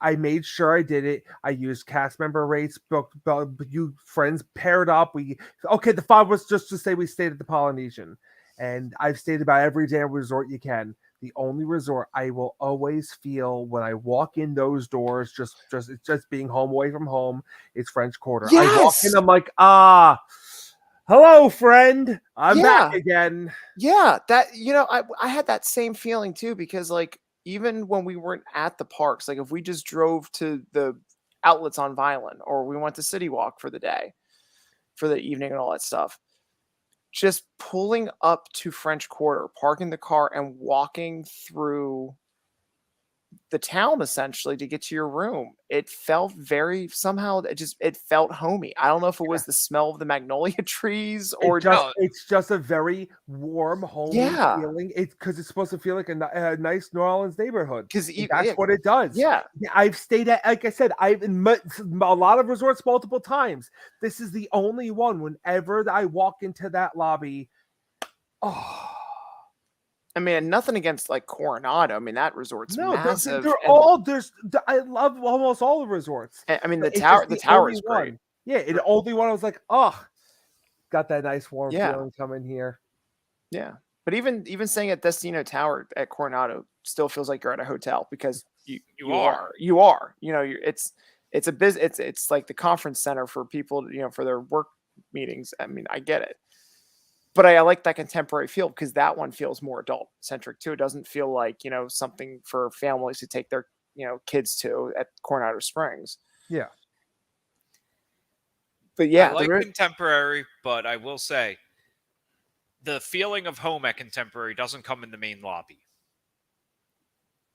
It comes in the main lobby for Bay Lake Tower. Yeah. Okay. That smaller, more intimate lobby. And welcome back, my friend. You still get that contemporary smell. Mm-hmm. I love that lobby. That is my I feel home resort. Another resort that always feels like home when you walk into it, even when you're not fucking staying there. Walk through those doors into the Grand Ceremonial Hall at Polynesian. Yeah. Mm-hmm. That's true. That is true. You walk across that little bridge, you got the koi ponds on both sides. Mm-hmm. That is like the pinnacle of a resort entrance. Yeah.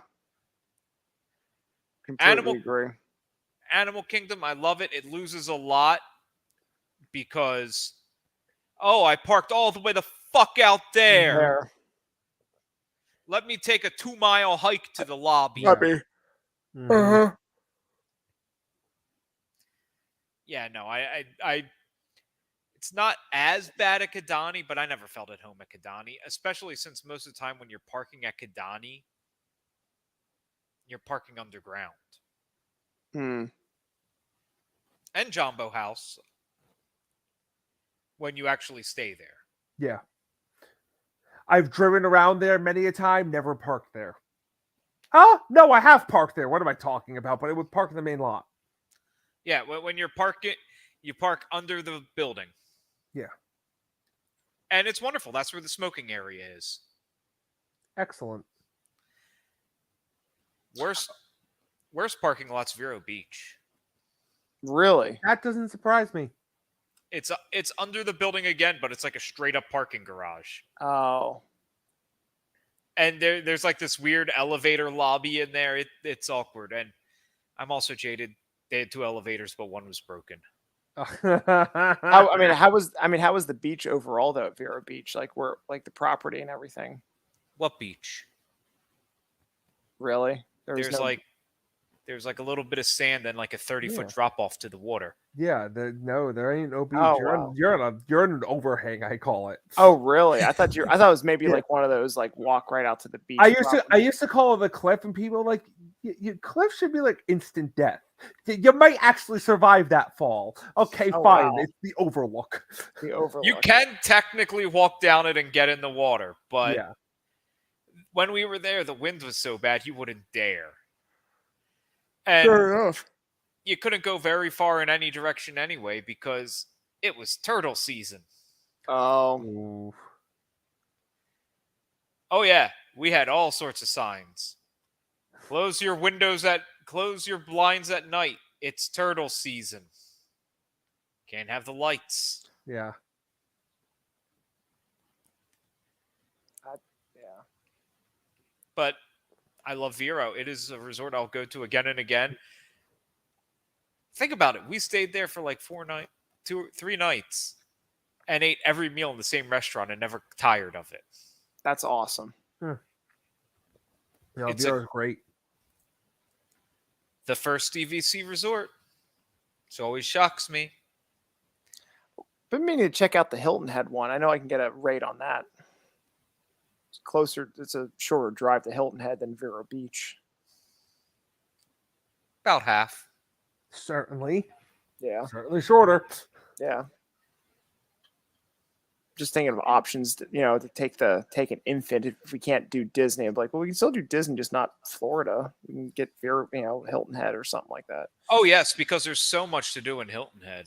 Well, there's a beach. I mean, it would just be a beach trip, and that's more for Liz. She's the beach goer. She's not really about riding rides, walking around, getting the Disney blister, Disney rash. Ugh. Look, She started to get that on this trip too. I was like, thank God we only did 2 park days because like by Thursday we got back and she's like, oh, my legs. you want a trip for Liz and the little one? I'll book you a trip. Yeah, I'll send you to Southport, North Carolina. Southport, North Carolina. Here's all you need to know. If it's something that chicks love, it was probably filmed there. Correct. If it's a Nicholas Sparks book, it's probably written about that town. Well, we were in Charleston and we went to the plantation where they filmed The Notebook, and also the same plantation that they filmed North and South with Patrick Swayze. I forget the name of the plantation, but we saw the lake of where the boat was with Ryan Gosling and the facade and all that stuff. Like, yep, that's the mansion from The Notebook. I've never seen The Notebook. You're not missing much. I'll see the musical when it premieres. When's that coming? Nobody knows the fall. Nobody knows. Also, it's a quaint little town. It's got some great seafood. Got plenty of beach right next door at Oak Island. Great diner. Good diner. Bina's, was it? Think so. Oh, great. Oh, fantastic. Definitely check it out. There's some nice, if you want fancy, you got Mr. P's. You want your seafood shack, you got the Provision Company. No, I don't know this town like the back of my hand at all. Well, now why? Why would you know that? I can't imagine why I know this town so damn well. Where'd you get married? Oh, yeah, there. Oh, yeah. Oh, okay. I was like, man, you know a lot about this place in North Carolina. This sounds like the Disney interview. He knew a lot about Central Florida. Yeah. Hold on. Where do my in-laws live? Oh, yeah, there. Yeah. Where's Megan Bella going in 2 weeks? Oh yeah, there. Fair enough. And you said it's South Point, North Carolina? Southport. Southport. Southport, North Carolina. All right. And if you want more, it's an hour north of Myrtle Beach. Oh, okay. But you're not like you could spend most of your days not in the Myrtle Beach hell. Is Southport considered part of the Outer Banks? No.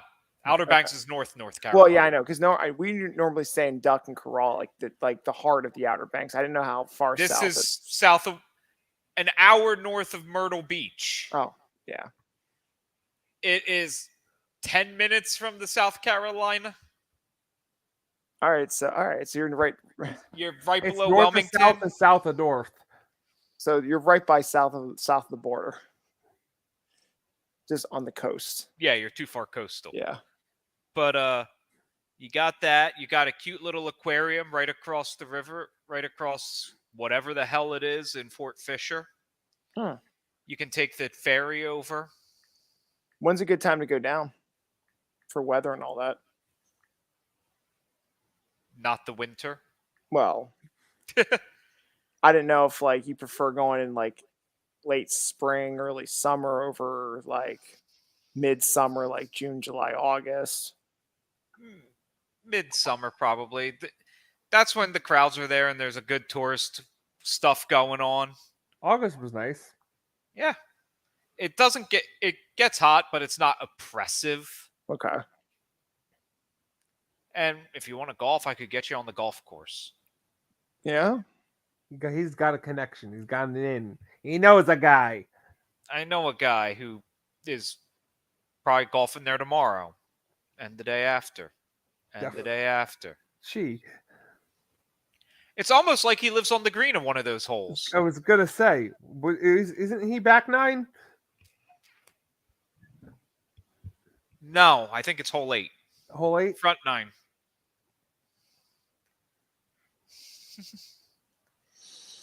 But yeah, no, great place. Definitely check it out.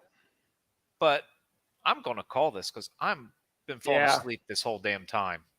Yep. Yeah, I gotta work tomorrow too. So And then we're gonna have to discuss our dream park draft. yeah, we're gonna Yes, that's coming next week or shortly Yeah. thereafter. Yeah, we'll have to Sounds figure good. out this draft. So Apparently, a full day of work and then another 5 hours at a cigar shop will tire you out. Oh, who knew? Yep. But until next time, we're the idiots. So you don't have to be.